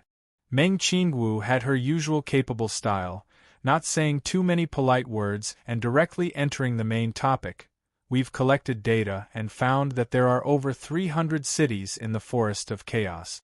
The population of the cities is around 25% of the Forest of Chaos population, with a total population of around 600 million. Meng Qingwu said this and she used the mirror to show a table, showing the power structure of the Forest of Chaos in a fan shape. The Eternal Forest, the Savage Highlands, the Giant Mountain Range, and the Dragon's Ridge have less than 100 cities. The Dragon Lord who has the most cities doesn't even have 42 cities, which means that over 2/3 of the forest's cities are independent cities, other large powers, or cities with disputed ownership. This data was very convincing. The reason why the Forest of Chaos was so chaotic was because of the complicated power structure of the forest. Although the four giants were the top powers of the forest, strictly speaking, The power they had was not even half of the entire forest. The other powers acted as a buffer between the four giants. It was because they were too far away and out of reach of the four giants, or it was because there was a mysterious underground city that even the four giants did not know about. Therefore, there were many changes in the forest. The various powers were divided and the forest was filled with bandits, creating chaos. Meng Qingwu continued to explain.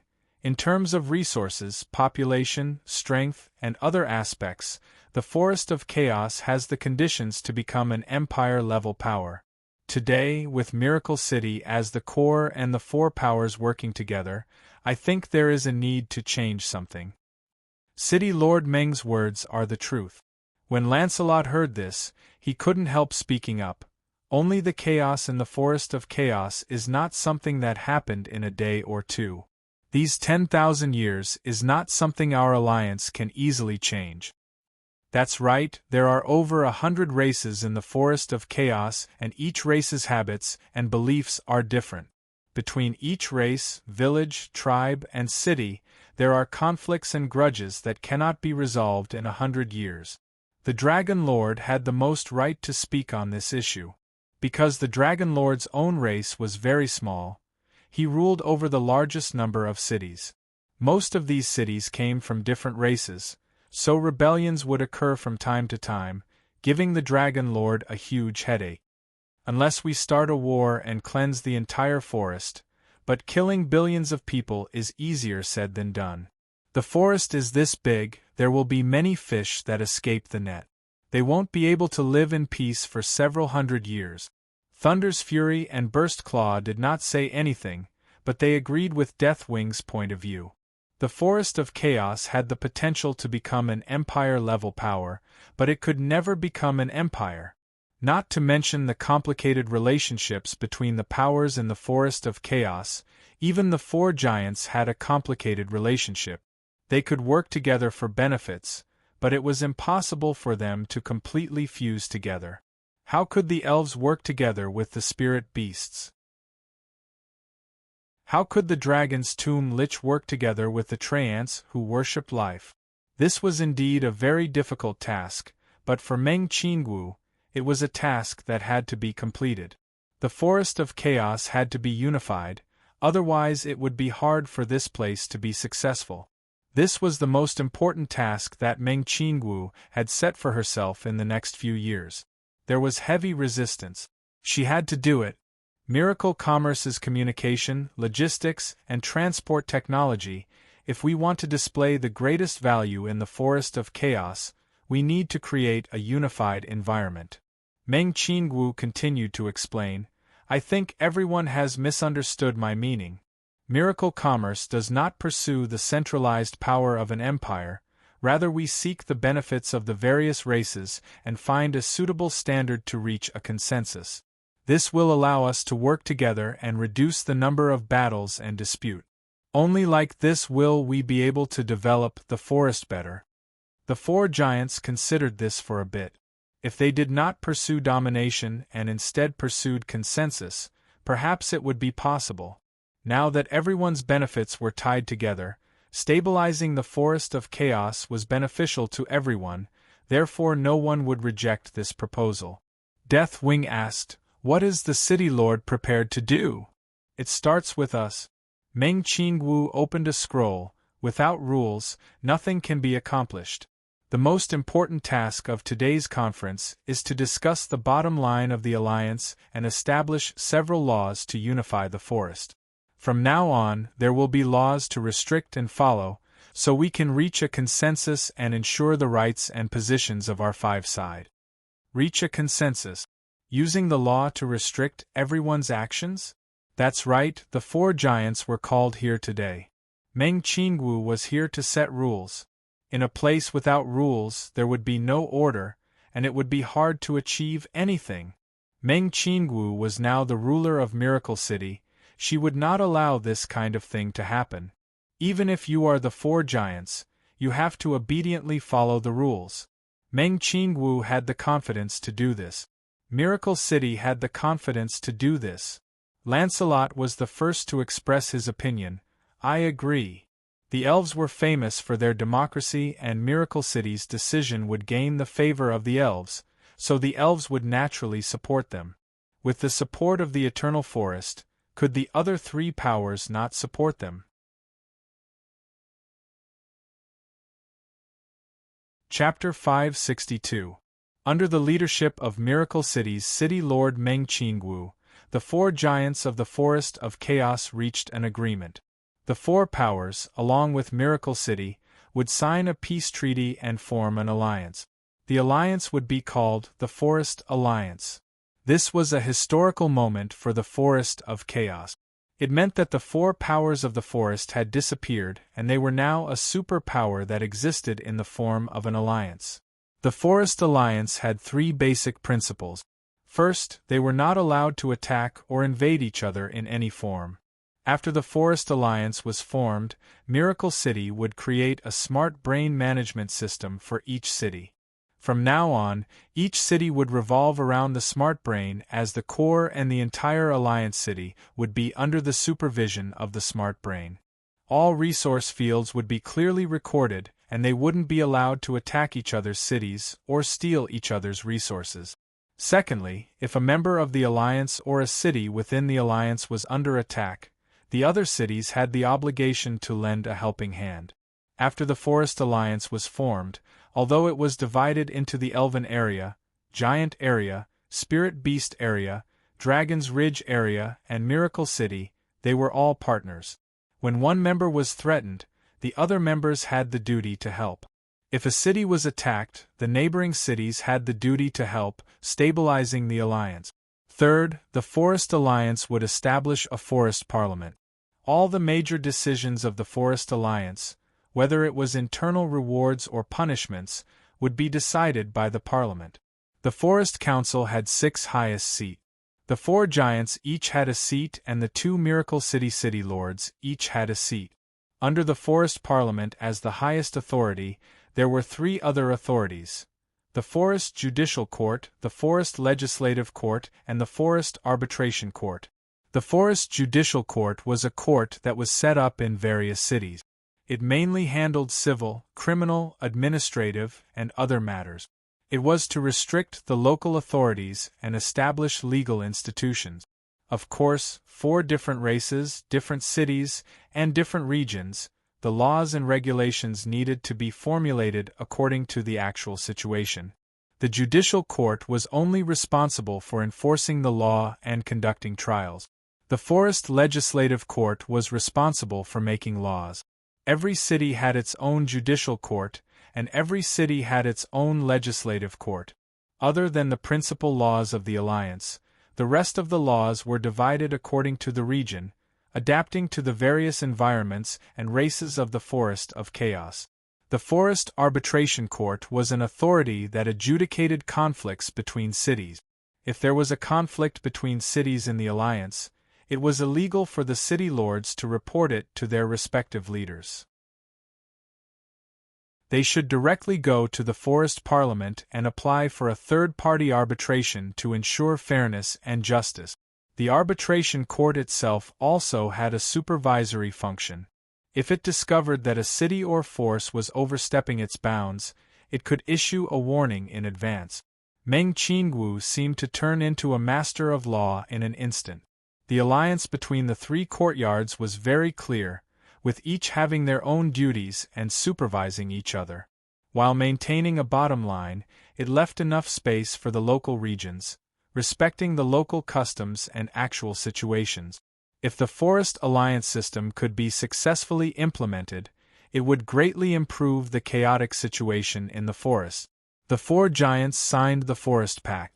This alliance was officially established. Meng Qingwu saw that the most important matter had been completed, and she let out a sigh of relief in her heart. The 4 giants easily agreed to the Forest Alliance mainly because they had something to ask of Miracle City. Meng Qingwu was well aware that Miracle City's strength was still too weak. A paper contract wasn't enough to bind them. Once the benefits of breaking the contract was greater than following it, they would most likely leave the alliance without any hesitation. But it did not matter. Now the 4 giants needed Miracle City. The Forest Alliance wouldn't break in a short period of time. Meng Qingwu firmly believed that Miracle City's weak power was only temporary. Once the Forest Alliance was established, it would have a large momentum that would shake the forest. The other powers or independent cities, for their own safety and benefits, would definitely join the Forest Alliance. These powers or cities would become members of the Forest Alliance and wouldn't be subordinates of the four giants. This was a large difference. Just like what Meng Qingwu had said, there were over 300 cities in the Forest of Chaos, and the four giants only controlled a third of them. Miracle City had formed the Forest Alliance with the four giants. How large was their momentum? If they could take in 200 cities and become members of the Forest Alliance, the influence of the four giants would be diluted and the alliance wouldn't be as reliant on the four giants as before. Miracle City had a high status in the Forest Alliance. These cities joined the Forest Alliance and not Miracle City, but in fact they were led by Miracle City. Miracle City had real benefits and the world didn't think it was greedy. Miracle City had real power and the world didn't think it was overbearing. Miracle City was becoming stronger and the world didn't think it was a threat. This was the outstanding wisdom of the young miss. If Miracle City directly subdued the small and medium powers and increased the number of cities, it would definitely arouse suspicion. But with this method and using the name of the alliance's dukes, the situation was completely different. The development style of a power or a country was closely related to the leader. The young miss was the same as Chu Tian. She didn't have a strong desire for control and possession. Therefore, even if miracle commerce was strong enough, they wouldn't go around attacking cities and expanding their territory because miracle commerce didn't need to do this at all. Miracle commerce was a technological power. Why did they need to occupy others? It was enough to use their products and technology. After the Forest Alliance was formed, Meng Qingwu discussed the specifics of development. Miracle City's cooperation with the four giants increased day by day. With Miracle Bank's support, the Titan Bank, the Giant Dragon Bank, and the Behemoth Bank were established in their respective areas. The three large banks couldn't compare to the Elven Bank in terms of competitiveness, but in their respective forest cities, they still had a lot of room for development. The three giants were all ambitious. As long as they had Miracle City's technology, not only would they be able to manage their own territories, they would also be able to see further.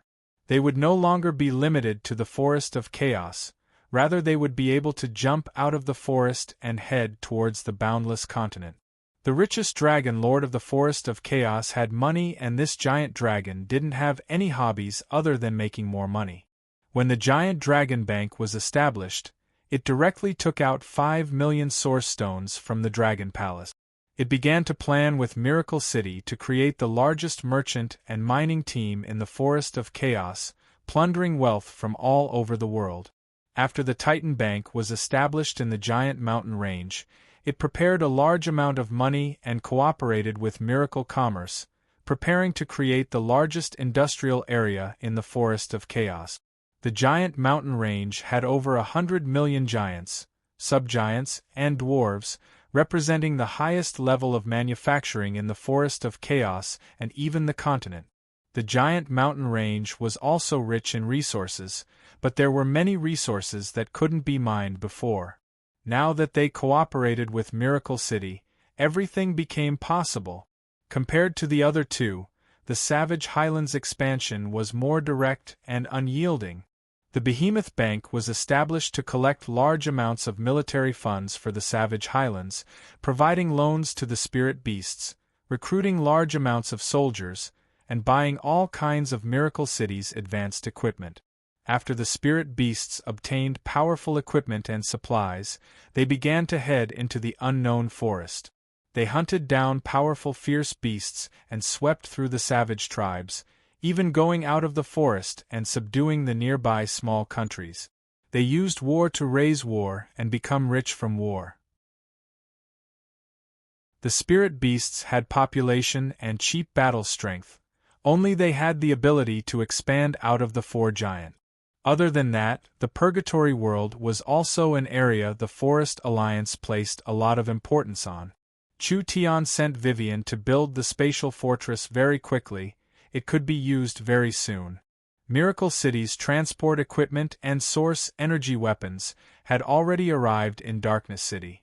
At the same time, they absorbed several groups of Purgatory World's demon warriors and dark gnome engineers, allowing the Surface World and Purgatory World to exchange resources.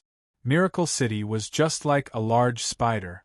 This large spider was weaving a complex web that connected the entire forest of chaos. This kind of fast development was enough to make anyone raise their eyebrows. However, the creator of all of this, Chu Tian, never showed himself. This was because during this period of time, Chu Tian had an even more important matter to do. Miracle City's underground research base. Chu Tian locked himself in the laboratory and worked hard over the past few days, mainly doing several things. The first was to extract the spinal cord from the divine spine bone, the second was to extract the essence from the demon crystal bone, and the third was to develop a source energy array that could be used to process these top-grade materials. The demon crystal bone was found in the Purgatory World's underground palace, and the divine spine was given to Chu Tian by the ancient god in Central State Tower. These two things were taken from the body of a demon god, so they were definitely top-grade materials that could only be found. Chu Tian couldn't use the divine spine or the demon bone alone. It contained too much demonic and divine energy, and a mortal body couldn't withstand it, so they would have to face the danger of exploding. This was why Chu Tian kept this precious material and didn't use it. There was a method recorded in the ancient gods' memories. The demonic and divine energy could neutralize each other. As long as there was a good method and a good control, there would be a balance between the two, allowing the body to withstand it. Chu Tian had studied it for many days and now he was prepared to use the demonic and divine bone marrow to refine a pill. But even if the two could neutralize each other, it still contained a powerful demonic and divine energy, which was enough to cause a large impact on the body. There was a possibility that before the transformation was complete, the body wouldn't be able to withstand it and would collapse. Chu Tian considered this risk and chose the 5-colored celestial fruit as the main material because the 5-colored celestial fruit had a strong regenerative and healing ability, which was enough to minimize the risk. This pill refinement was very important and its success would directly affect Chu Tian's future. Chapter 563. In the crystal trough in front of Chu Tian, there were 2 different colored solutions. One was white gold and the other was black purple. They were currently releasing energy with crackling sounds and there seemed to be lightning moving within them, containing an unimaginable amount of energy. These 2 solutions were the essences extracted from the bodies of gods and demons. Chu Tian was very clear on how much energy this thing contained. Even the pill furnace he was preparing was something Miracle Commerce had bought from Thunder's Fury. It was made from top-quality Level 4 materials, and was so tough that even the Titan's divine thunder couldn't damage it at all. There were several dozen arrays used in the alchemy this time. Other than the core refining array that Chu Tian needed to personally control, there were also many stabilizing, strengthening, and blessing arrays that were controlled by Smart Brain with source stones as the source energy. The preparations were almost complete now. They could begin now. Chu Tian threw several dozen precious materials into the pill furnace as if they didn't cost anything and the source energy arrays in all directions activated at the same time. The runes lit up one by one, forming a source energy array. The source energy arrays lit up one by one, forming an even larger source energy array. Hong, hong, hong. Waves of strong energy fluctuations reverberated through the laboratory as countless runes and runes crawled over the surface of the pill furnace like snake. When the various supporting arrays were finished, Chu Tian opened the refining array. The materials in the pill furnace began to be refined, and there was the roar of a storm as the energy in the precious materials was activated by the refining array. Chu Tian's expression was very calm as he refined for several minutes. When the roar of the storm became smaller, Chu Tian threw a 5-colored immortal fruit into the pill furnace. The moment the 5-colored immortal fruit entered the pill furnace, large amounts of auspicious phenomena appeared in the pill furnace. 5-colored clouds, bells and cranes danced, and surging immortal spiritual energy instantly filled the entire laboratory. The pill furnace shook several times more violently than before.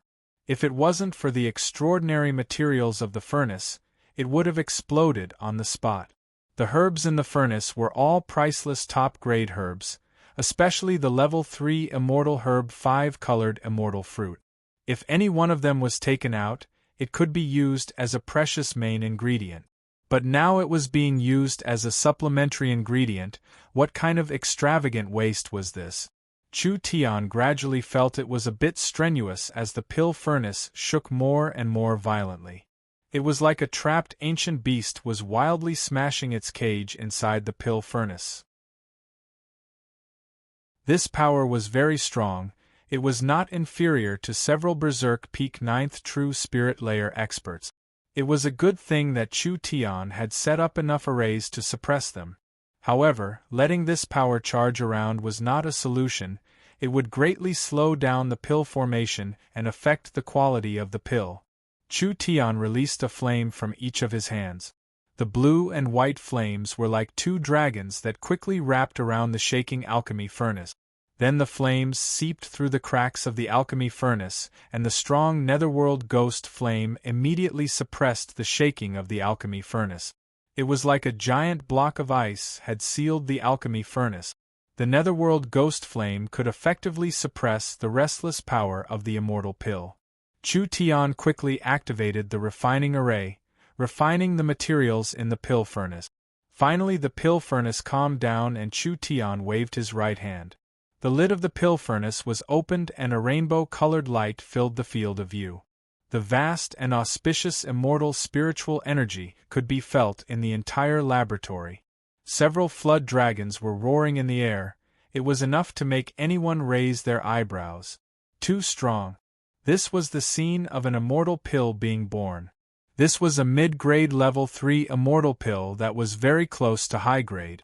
Even if it was given to someone in the peak 9th True Spirit Layer, it would be enough to increase their chances of breaking through their bottleneck. Not to mention someone like Chu Tian who hadn't even reached the spirit transformation realm?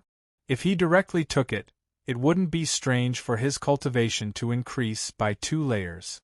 What Chu Tian wanted to refine was not an immortal pill. This immortal pill was only a half-finished product for Chu Tian.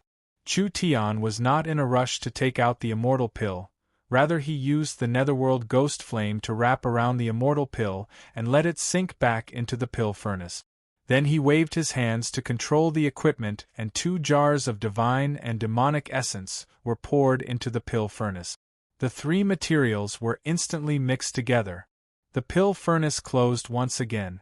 A new round of refinement was about to begin.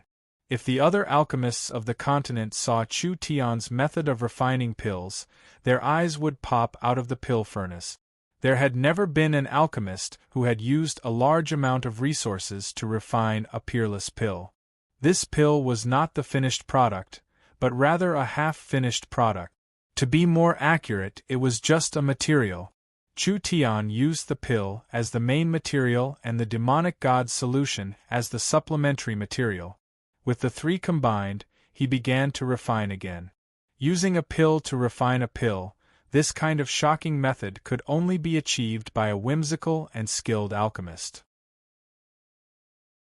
This was because the essence of refining a pill was a process of removing impurities, fusing the essence, causing a qualitative change, and sublimation.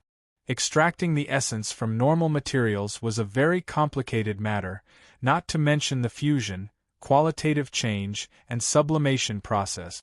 The composition of a pill was very complex and the various components were all stable.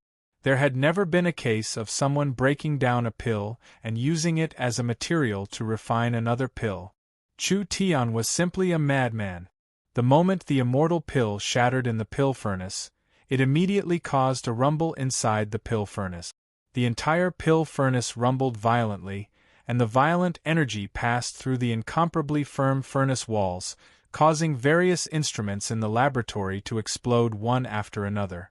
Then, it crashed into the walls in all directions, causing a large number of cracks. Chu Tian used the Starlight Immortal Body's defensive power to block this attack.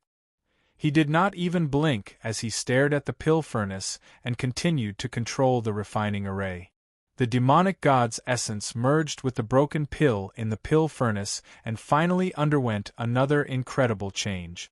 The pill fragments dissolved and the demonic god's essence solidified. Following that, it was like a balloon as it continued to expand.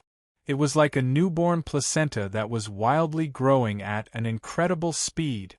The pill furnace let out a series of groans and the furnace walls seemed to give off a cracking sound. Chu Tian's divine sense found that there were many small cracks on the pill furnace. If this continued, there would be a large explosion.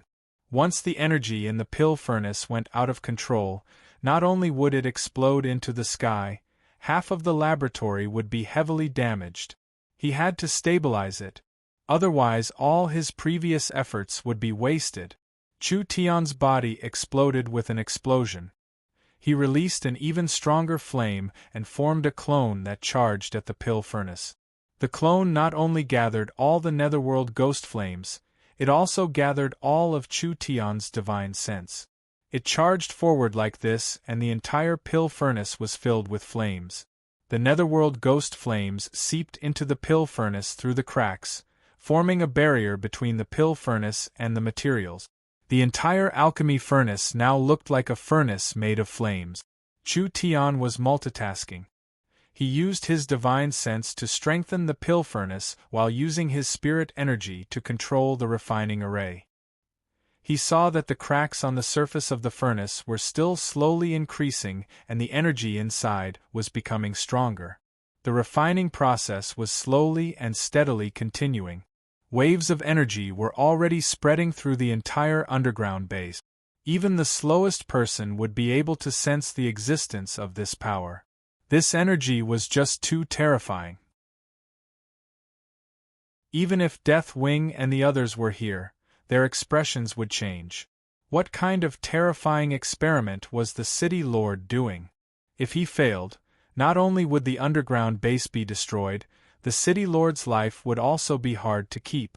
When everyone was feeling uneasy, Chu Tian's refining process had reached a critical point. The pill furnace was already covered in spider webs of cracks, and the netherworld ghost flames couldn't hold on for much longer. Not good. It would definitely explode like this. Chu Tian felt that the refinement in the furnace was almost complete, but the thing being refined couldn't form a pill for a long time. This was something that couldn't be helped. The pill furnace was already seriously damaged, and the thing inside was too strong. How could it easily form a pill? If the medicinal energy couldn't form a pill, then the furnace would explode and this furnace would have no value. Now it was the last step. Could it be that it would fail at the pill-forming step? How could anyone be willing? Chu Tian found that the situation was very bad because with the current situation, forming a pill was almost impossible. What to do? How to solve it? Time was of the essence, there was no time to think. Chu Tian suddenly steeled his heart and released the netherworld flame, sending it all into the pill furnace. Large amounts of netherworld flame combined with the medicinal energy in the pill furnace and burned it. He directly used all the medicinal energy and essence in the pill furnace and used the netherworld flame to combine it with the netherworld flame. Now, the entire pill furnace couldn't bear the heavy load and completely exploded. The terrifying shock wave spread in all directions and instantly crushed all the instruments in the laboratory. The walls that were reinforced with special explosion-proof runes were actually as fragile as a piece of paper. The entire laboratory was instantly shattered to pieces.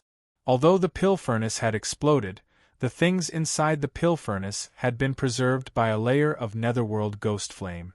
This was a white-gold, purple-black fusion of aura. The surroundings were filled with specks of seven-colored light. The netherworld ghost flame was like a bubble that wrapped around them.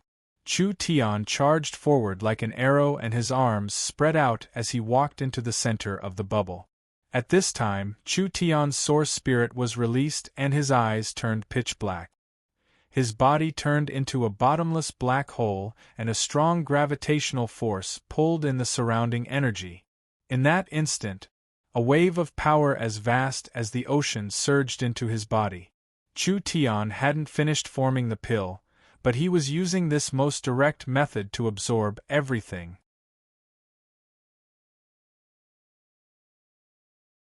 Chapter 564. Chu Tian had done another groundbreaking feat. Unable to condense the pill? No problem. First he used the netherworld ghost flame to seal the medicinal energy, then he used the flame as a furnace and his body as a material to refine it. At the same time, he used the devouring innate skill to skip the step of condensing the pill, or rather, he used his body as a tool to condense the pill. Large amounts of energy poured into his body. Chu Tian directly refined his body. This was without a doubt a very dangerous matter. The human body was very weak, and even the strong behemoth's body would find it hard to endure this kind of destruction. With the starlight immortal body in the perfection realm, Chu Tian's physique and recovery far surpassed humans, but he still couldn't compare to a super fierce beast like the behemoth. The moment the energy surged in, Chu Tian's skin and muscles were torn apart and all the meridians in his body were heavily injured. It was already a miracle that he wasn't torn to pieces on the spot. Several flows of energy attacked Chu Tian's body at an even faster speed. In just a few short breaths, Chu Tian was covered in cuts and bruises from head to toe. This kind of injury was not inferior to being ravaged by several behemoths. His body completely collapsed in an instant. In this dangerous moment, Chu Tian's body was covered in a seven-colored glow. The injured body was quickly recovering under the effect of some kind of energy. Chu Tian's idea was very correct.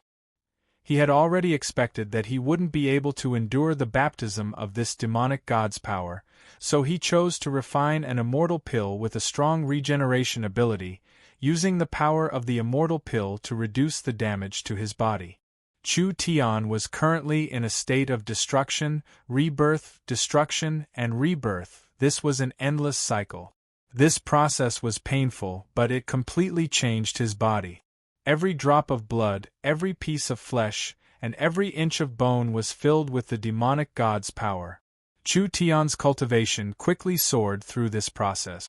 6th True Spirit Layer, Peak 6th True Spirit Layer, 7th True Spirit Layer, Peak 7th True Spirit Layer, 8th True Spirit Layer. This increase was unprecedented for Chu Tian. He immediately jumped several layers of cultivation, reaching the 8th True Spirit Layer. If it wasn't for the fact that most of the energy was used to modify his body, Chu Tian's cultivation would have been able to reach the peak True Spirit realm. Of course, Chu Tian didn't care about the advancement of 1 or 2 levels of cultivation, because for Chu Tian, the advancement of 1 or 2 levels of cultivation didn't have much value. Cultivation could increase at any time, and this kind of opportunity for transformation was indeed very rare. The entire process was intense and short. About an hour later, all the energy had been released. Chu Tian's clothes had long been torn to shreds, and his body seemed to be much stronger than before.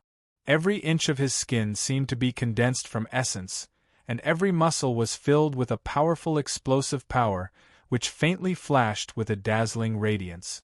Success! Success! Chu Tian could clearly feel the feeling of being reborn.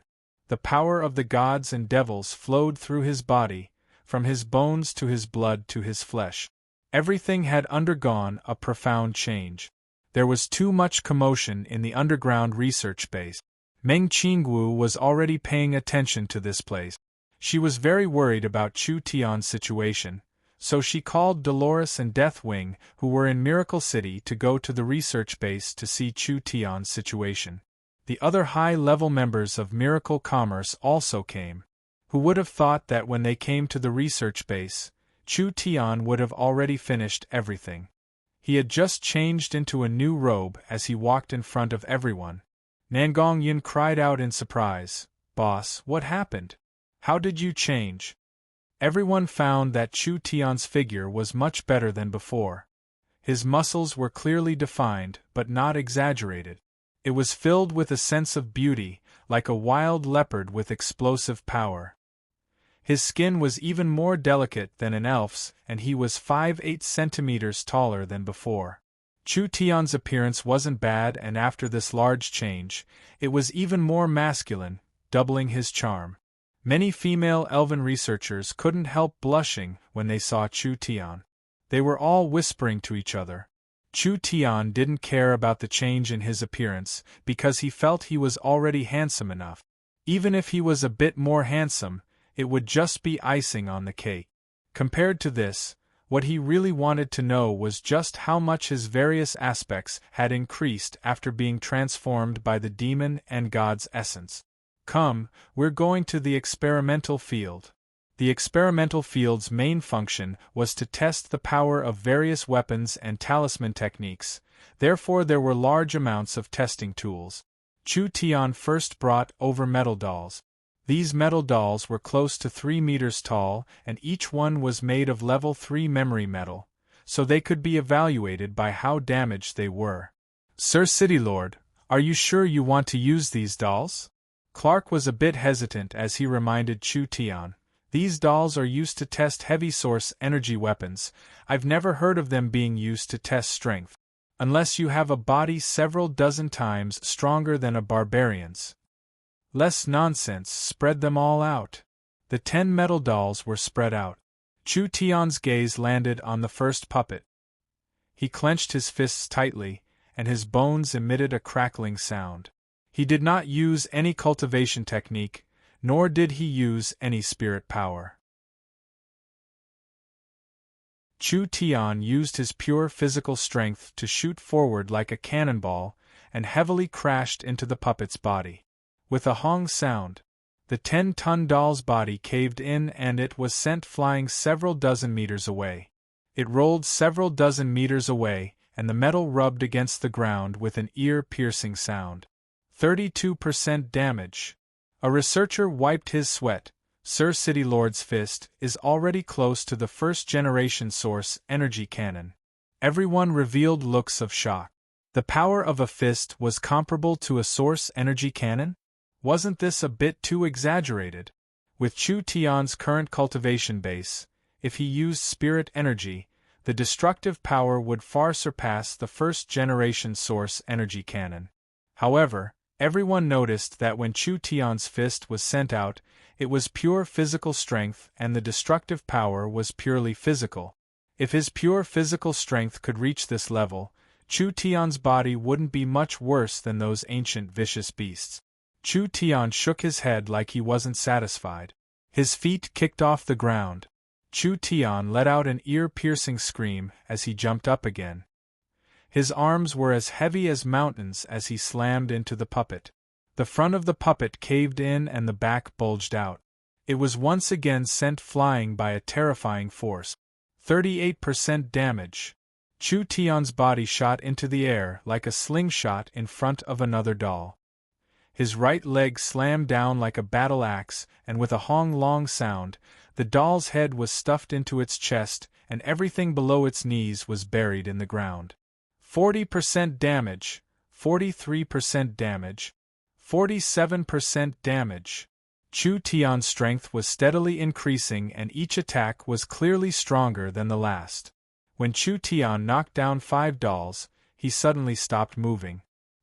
His eyes released a golden glow and a powerful divine sense was released. Under the divine sense of the remaining 5 dolls, they all gathered in front of him and lined up. What did he want to do? Everyone revealed a puzzled expression. Chu Tian's fists tightly clenched again. This time was different from before, as a red glow was released from the depths of his eyes. This red didn't represent flames, rather it was a wild and strong power that looked down on everything. Power. This was one of the 9 powers contained in Chu Tian's source spirit. It was pure physical strength, and pure destructive power. Although Chu Tian could use this power a long time ago, because his body wasn't strong enough, he couldn't bear this kind of violent power. Now he finally met the requirements to use this power. With Chu Tian as the center, the ground 10 meters around him instantly collapsed. It was like a giant dragon had fallen from the sky and stomped down. Actually, this was the momentum created by Chu Tian's leap. He was like a group of behemoths that had broken free, carrying the power to break through all things and shatter all shackles in the world. Ha! Chu Tian gave a deep roar. Although he didn't use any spiritual energy or spirit energy, it sounded like thunder in everyone's ears. It made people feel like they weren't facing a person, but rather a giant dragon in human form, a behemoth in human form. Chu Tian's fist created a dazzling flame as it flew through the air. He heavily slammed into the first metal puppet's body, and the metal puppet's body deflated like dough. Even if it twisted to its limit, it still couldn't cushion this power. Finally, with a pring sound, it exploded on the spot. This terrifying force passed through one doll and then hit the second doll. It was also first flattened and then exploded. When it hit the third doll, this terrifying force only slightly weakened, but it still shattered half of the doll's body. It landed on the fourth doll and left a hole in its chest. Finally, it passed through the fifth doll.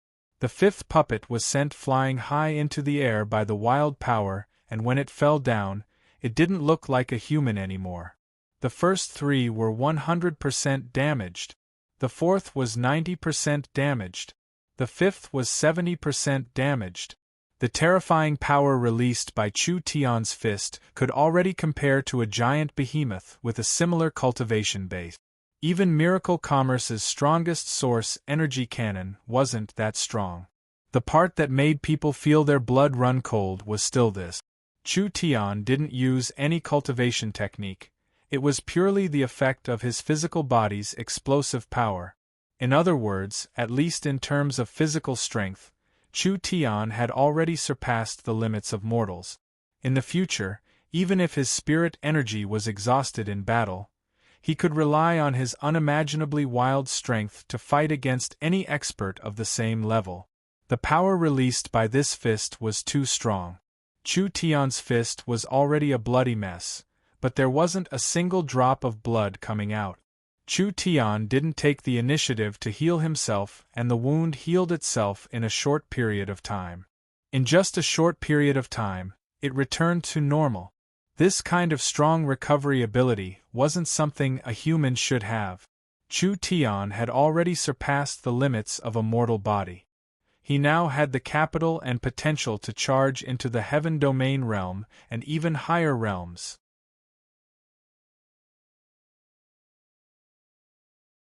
Chapter 565.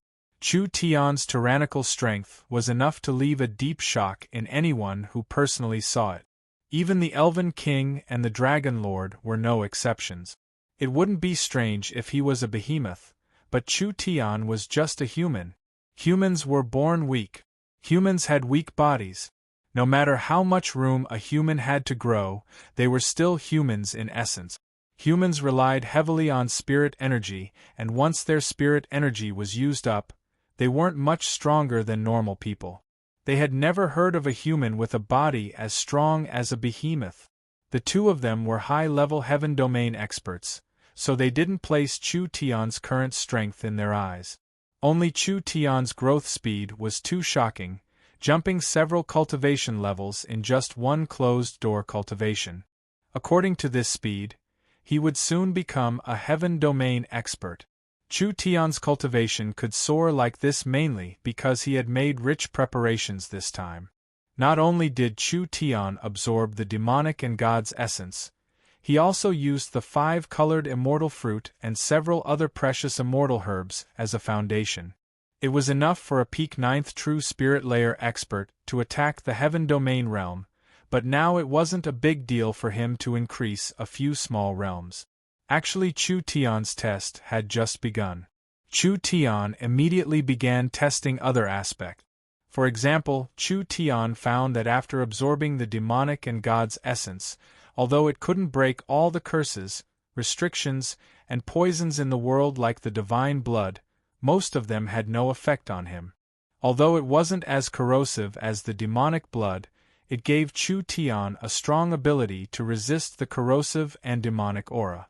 Other than that, the quality of Chu Tian's spirit energy and the toughness of his meridians had all been greatly increased. This test had never been recorded before, and no one had ever tried it before. This method could be considered very dangerous because whether it was the demonic or God, they were not powerful existences that normal beings could imagine. Trying to obtain the demonic and God's power was already crazy. Even the people of the ancient era's Heaven clan didn't dare to directly absorb divine and demonic energy. Instead, they constructed special breeding grounds to extract divine and demonic energy to nurture medicinal ingredient. Atu mistakenly entered an ancient breeding field and accidentally ate a precious medicine. Although he didn't die in the end, his appearance had changed beyond recognition. He no longer looked like his original race and had become a pure monster. Chu Tian used the ancient god's memory fragment to analyze the characteristics of gods and demons, and finally found a way to neutralize the power of gods and demons. He never thought that it would be such a huge success. Chu Tian's power had already increased by a lot, and the overall harvest was quite huge. Could a human transform himself to be as strong as the dragon behemoth? The Dragon Lord said somewhat sourly, City Lord Chu Tian's skills are truly superb, to actually be able to create such a heaven-defying transformation. Ha ha ha, what's a small trick worth mentioning? You guys don't have to be jealous of me, this is just an experiment. Chu Tian directly promised everyone, don't worry, everyone will have a similar opportunity. Everyone was surprised. How could it be done if everyone had a share? Actually, Chu Tian had taken out several pieces of ancient god spine bones from the central state tower. It wasn't something Chu Tian could use up in one go. As for the small amount he had, it clearly wasn't enough for everyone to complete this transformation. After all, Chu Tian's transformation was something others couldn't do, and the immortal-grade materials he needed were hard to come by. It wasn't like he couldn't think of another method. Chu Tian did what he said. He brought people to the purgatory world and used the divine servants to mine the ancient demon's essence blood while studying the heaven race's altar. Then he used the transport tower to return to Miracle City and marked out a small area in the Miracle Gardens. He completely imitated the heaven race's cultivation method, using the ancient demon's essence blood to cultivate the herbs. Because the farms were built in the Miracle Gardens, with the ancient Tree of Life's powerful support, it would take several decades or even 100 years to grow, but it could be completed in 20-30 years. Chu Tian could easily obtain herbs with the ancient demon's power. Because the ancient demon's power was used on the herbs first, the overbearing characteristics were greatly weakened. He only needed to mix a small amount of divine bone solution and use a leaf from the ancient Tree of Life to replace the 5-colored immortal fruit. Without too much effort, he could refine a weakened version of the demonic god pill. Although the medicinal effects were greatly weakened and it couldn't be as large as Chu Tian's, it could at least allow a low-level life form to become a heaven domain expert, even reaching a higher realm and cultivation. At the same time, it would be a great help to increasing one's cultivation. When Chu Tian was busy with these matters, Meng Qingwu suddenly called him over, saying that there was something very important to discuss. When Chu Tian arrived at the City Lord's castle's main hall, he saw that most of Miracle City's high-level generals were already here. Chu Tian didn't need to guess to know that a battle had happened somewhere when he saw this lineup. The Great Zhou country has sent an urgent report. The Eagle Burial Warring Kingdom has launched a surprise attack on the Three Northern Kingdom Alliance. The Three Kingdom Alliance was caught off guard and have already lost several cities. Most of the northern militant countries' prairies have already been occupied by the Eagle Burial Warring Kingdom's army. Meng Qingwu's expression was very serious. From the other side's attack speed and scale, this should be a planned attack.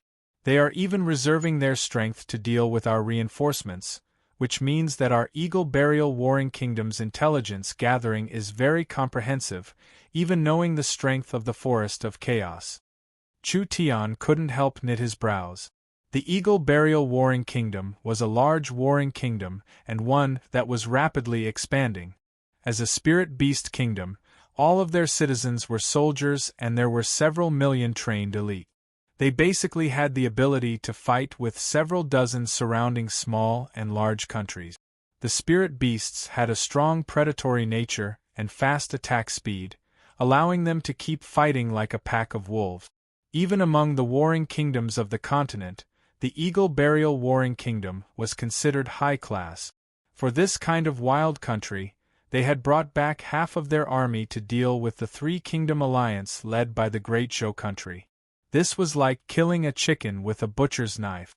The biggest possibility was that the Eagle Burial Warring Kingdom already knew of the existence of the Forest of Chaos. Not only did they know of the existence of the Forest of Chaos, they also knew that in this vast forest, there were several hidden powers that could shake the Eagle Burial Warring Kingdom. This was not the most important thing.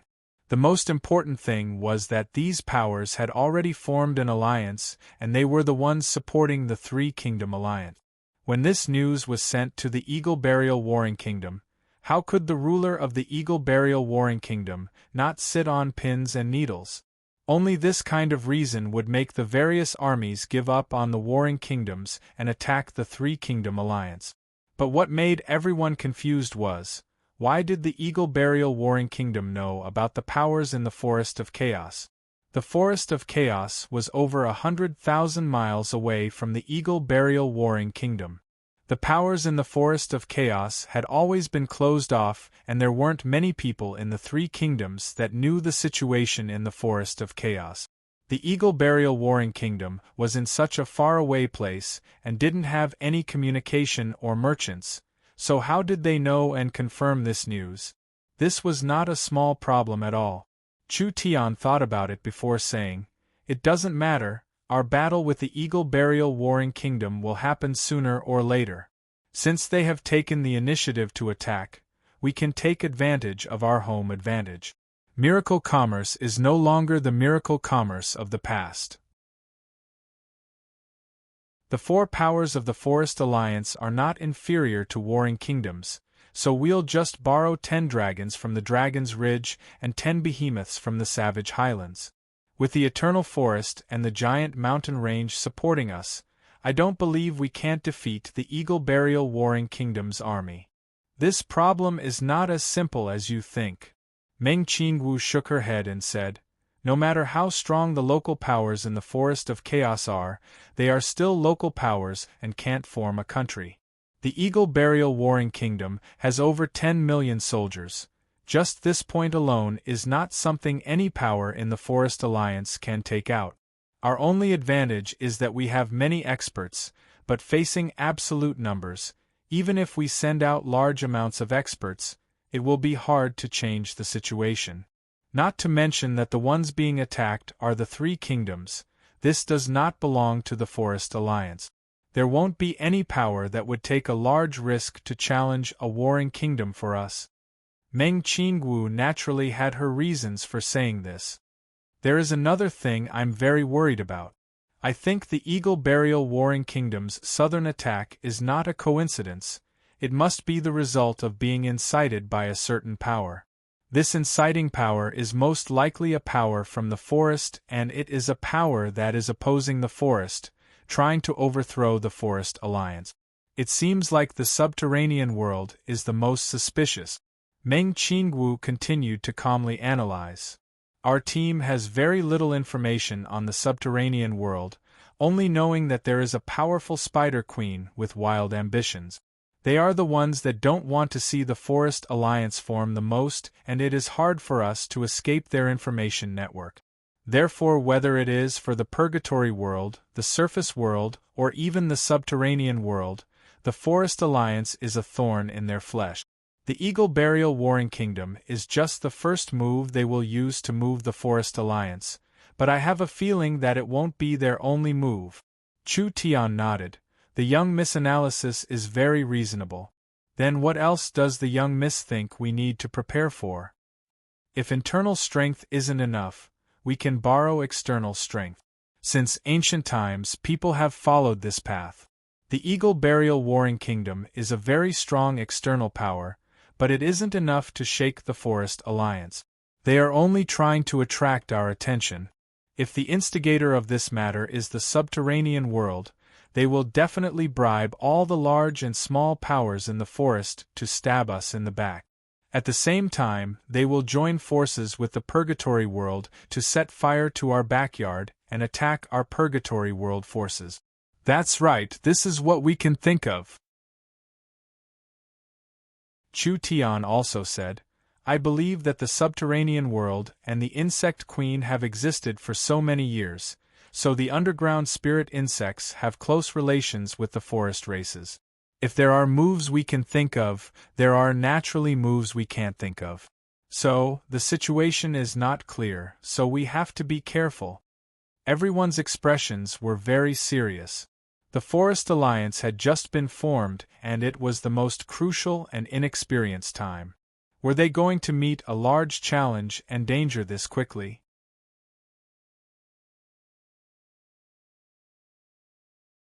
Chapter 566.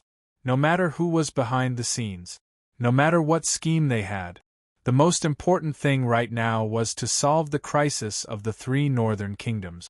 The Forest Alliance members couldn't give much help in this area, especially when it came to battles between armies.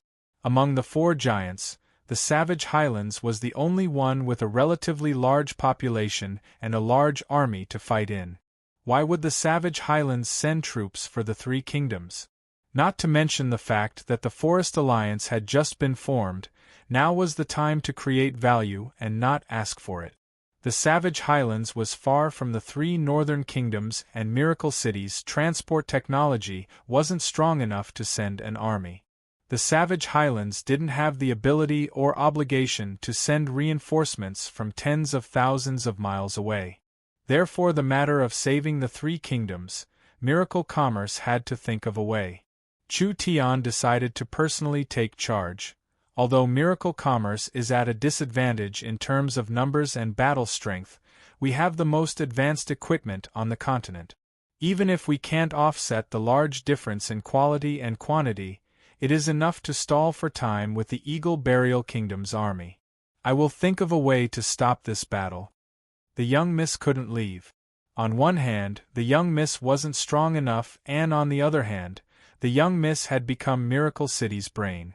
Almost all of Miracle Commerce and Miracle City's operations were under the young miss command. It was just like what she and Chu Tian were worried about. Although the Eagle Burial Kingdom was aggressive, it was very likely it was just a cover. Miracle City had to be on guard against other truly sinister killing moves.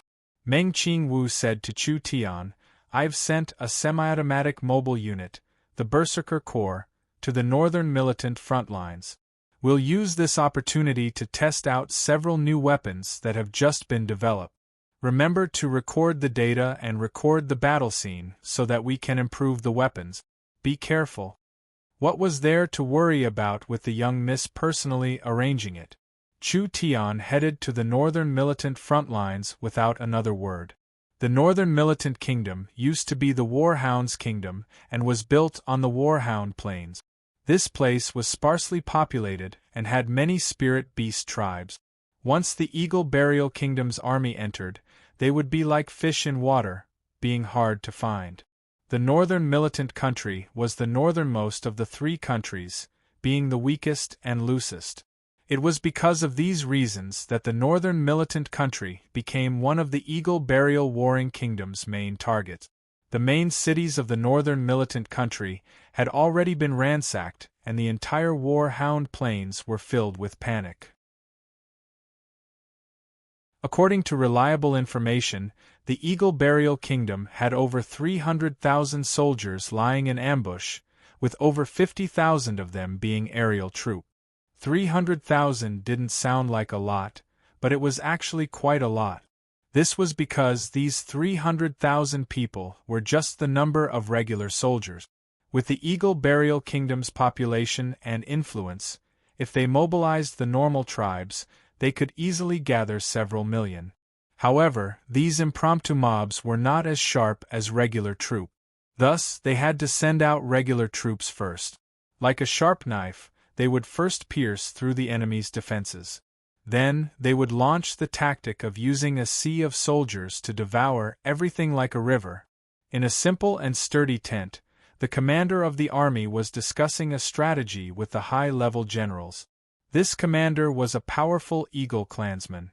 The Eagle-Burial Kingdom was named after the Eagle-Burial Kingdom, not to bury eagles, but rather to praise the eagle god. Legend has it that the Eagle-Burial Kingdom's royal family's ancestor was an ancient eagle god. Although it fell in the Eagle-Burial Kingdom, it still influenced its descendants, allowing the Eagle-Burial Kingdom's royal family to have a strength different from normal tribes. The Eagle-Burial Kingdom referred to the buried ancient eagle god. The Eagle clan in the Eagle-Burial Kingdom had a high status, especially the royal family that was proud of being the descendant of the eagle god. The current commander was a eagle god clansman. His face was blue, his hair was cinnabar, and his eyes were bright. He had teeth that protruded from his lips and a pair of wings on his ribs, looking like a combination of a human and a bird. His eyes were sharp and fierce, and each feather seemed to contain a strong power. The biggest difference between the Eagle God clansmen and normal Eagle clansmen was that the Eagle God clansmen could awaken the power of their bloodline, just like the great Zhou Queen Chen Bingyu. Once the power of their bloodline was awakened, not only would they grow quickly, their battle strength would also be higher than those of the same level. Your Majesty, the Dark Eagle King, we've discovered an enemy army that is currently gathering on the prairies. It seems like they are here to deal with us. A general quickly came into the tent and respectfully bowed to the spirit beast. From the situation we've investigated, this is an army we've never seen before. There aren't many of them, only around 20,000. The Northern Militant War Zone's commander, the Dark Eagle King, was actually a vassal king of the Eagle-Burial Kingdom. This king was different from the Fang king that was sent to the Warhounds Plains to establish the Warhounds Kingdom. This king was only a small region's manager, and if placed in the entire Eagle-Burial Kingdom, he wouldn't even be able to appear. The Eagle-Burial Kingdom fought with several large and small countries, and each country had several vassals. The Dark Eagle King was one of the 5 orthodox kings of the Eagle-Burial Kingdom. Whether it was strength, status, or influence, it was not something the previous War-Hounds king could compare to. To attack the 3 kingdoms this time, the Eagle-Burial Kingdom had sent out 3 Eagle Kings at once. This was enough to show how much importance or fear they placed on the 3 kingdoms. A high-ranking general said with a cold smile, "Only 20,000 people? What is there to fear with this number? This general is willing to send out 30,000 wolf cavalry to wipe them all out. Don't forget the humiliation of the past." The Dark Eagle King's eyes were as sharp as a blade as it swept over the generals. "Our enemies are not sheep, but rather a group of dangerous wild beasts. Send out all the nearby roaming beasts and gather information on this army in the shortest amount of time. It would be best if we can capture 1 or 2 of their soldiers alive. Other than that, increase the vigilance in the air. If any flying objects appear, immediately shoot them down." The generals were a bit stunned. Why was the Dark Eagle King this cautious? There were a total of 150,000 soldiers of the Dark Eagle King stationed here, and they were all elites among elites of the Eagle Burial Kingdom, including light cavalry, infantry, air force, and etc. They could deal with any kind of enemy with ease, but now they were being cautious with a trivial 20,000 people. Was this still one of the 5 Eagle Kings that shook the Eagle Burial Kingdom? The Dark Eagle King had his reasons for being cautious. The Dark Eagle King was one of the few people that knew the truth. He knew that the 3 kingdoms wouldn't be able to withstand a single blow. What they needed to be wary of was the forest of chaos behind them. Although the army was inferior to the Eagle Burial Kingdom, the forest of chaos had the advantage in terms of experts, with many heaven domain experts among them. The 5 Eagle Kings were very strong, but they were still experts in the 9th True Spirit layer or the peak 9th True Spirit layer. This kind of strength couldn't withstand a single blow from a heaven domain expert. If this army was sent by the Forest Alliance, they couldn't judge the enemy's battle strength from their numbers. The preliminary information was quickly gathered. This was a mixed army of ogres and barbarians. The Dark Eagle King was a bit stunned. The ogres and barbarians were not native races of the Warhound Plains, so this was clearly an external army. However, what he couldn't understand was why it was the ogres and barbarians. Although these 2 races had thick skin and boundless strength, they were ultimately not a race that could be nurtured into a powerhouse. If it was a battle between normal kingdoms, the ogres and barbarians' battle strength would be enough to shock the battlefield, but the current battle situation was completely different. Whether it was the barbarians or the ogres, their innate cultivation talent was very low, relying on brute force. This meant that their battle strength was limited and it was hard for these races to produce experts, which meant, therefore, they didn't have any civilization or kingdom on the continent, so their status was very low. How could this kind of army be the elites of the Forest Alliance? Could it be that he was thinking too much? A scout quickly came to report at this time, "Your Majesty the Dark Eagle King, this army is suddenly speeding towards us and will come into contact in an hour." What? How preposterous! The expressions of the generals all changed when they heard this. This small army actually dared to take the initiative to attack the Eagle Burial Kingdom's main force. This was no different from seeking death. It was simply an insult to the Eagle Burial Kingdom's battle strength. Although there had to be a reason for this abnormality, the Dark Eagle King couldn't find a reason to avoid this battle, so he immediately gave the order to meet the enemy. Dong, dong, dong. When the thunder-like war drums sounded out, the Eagle Burial Kingdom's army began to move with high efficiency. The Dark Eagle King's army was mainly cavalry, which was divided into air and ground cavalry and light cavalry. The light cavalry consisted of the Demon Wolf Cavalry, Raptor Dragon Cavalry, Winged Dragon Cavalry, and Goshawk Cavalry. The heavy cavalry consisted of the Earth Dragon Cavalry, Kodo Beast Cavalry, Wyvern Cavalry, and etc. There were also several tens of thousands of heavy armor infantry, forming a strong core force. The enemy has appeared. The Eagle Burial Kingdom army had just finished their preparations when the Forest Alliance army appeared in their field of view. When the Eagle Burial Kingdom generals saw the other side's formation, they were all stunned. Just like the intelligence they had just obtained, this army was mainly made up of ogres and barbarians, only their equipment was very strange. This was something that had never been heard of in the countries of the continent. Whether it was the ogres or barbarians, they were all wearing full body armor. This armor was different from the armor of the soldiers of the other kingdoms. It looked like a layer of flexible metal skin that covered over 90% of their body from head to toe in a seamless manner. There seemed to be source energy batteries on their backs and chests that were supplying energy to the equipment. It was hard for the other countries of the continent to mass-produce this kind of equipment. The equipment of this army was even more complicated. They had all kinds of unknown equipment on them, wearing thick shields, wall-mounted energy swords or wall-mounted firearms, etc. These over 20,000 people formed several square formations, and each square formation was protecting several heavy war chariots. The engines of these war chariots released a blue glow, and they were actually floating in the air as they slowly moved forward. There were thick cannons and rows of missiles, all of them were filled with a dangerous aura. You're tuning into the Phoenix Knights YouTube channel. Don't forget to subscribe and join us on this journey to catch the most captivating stories.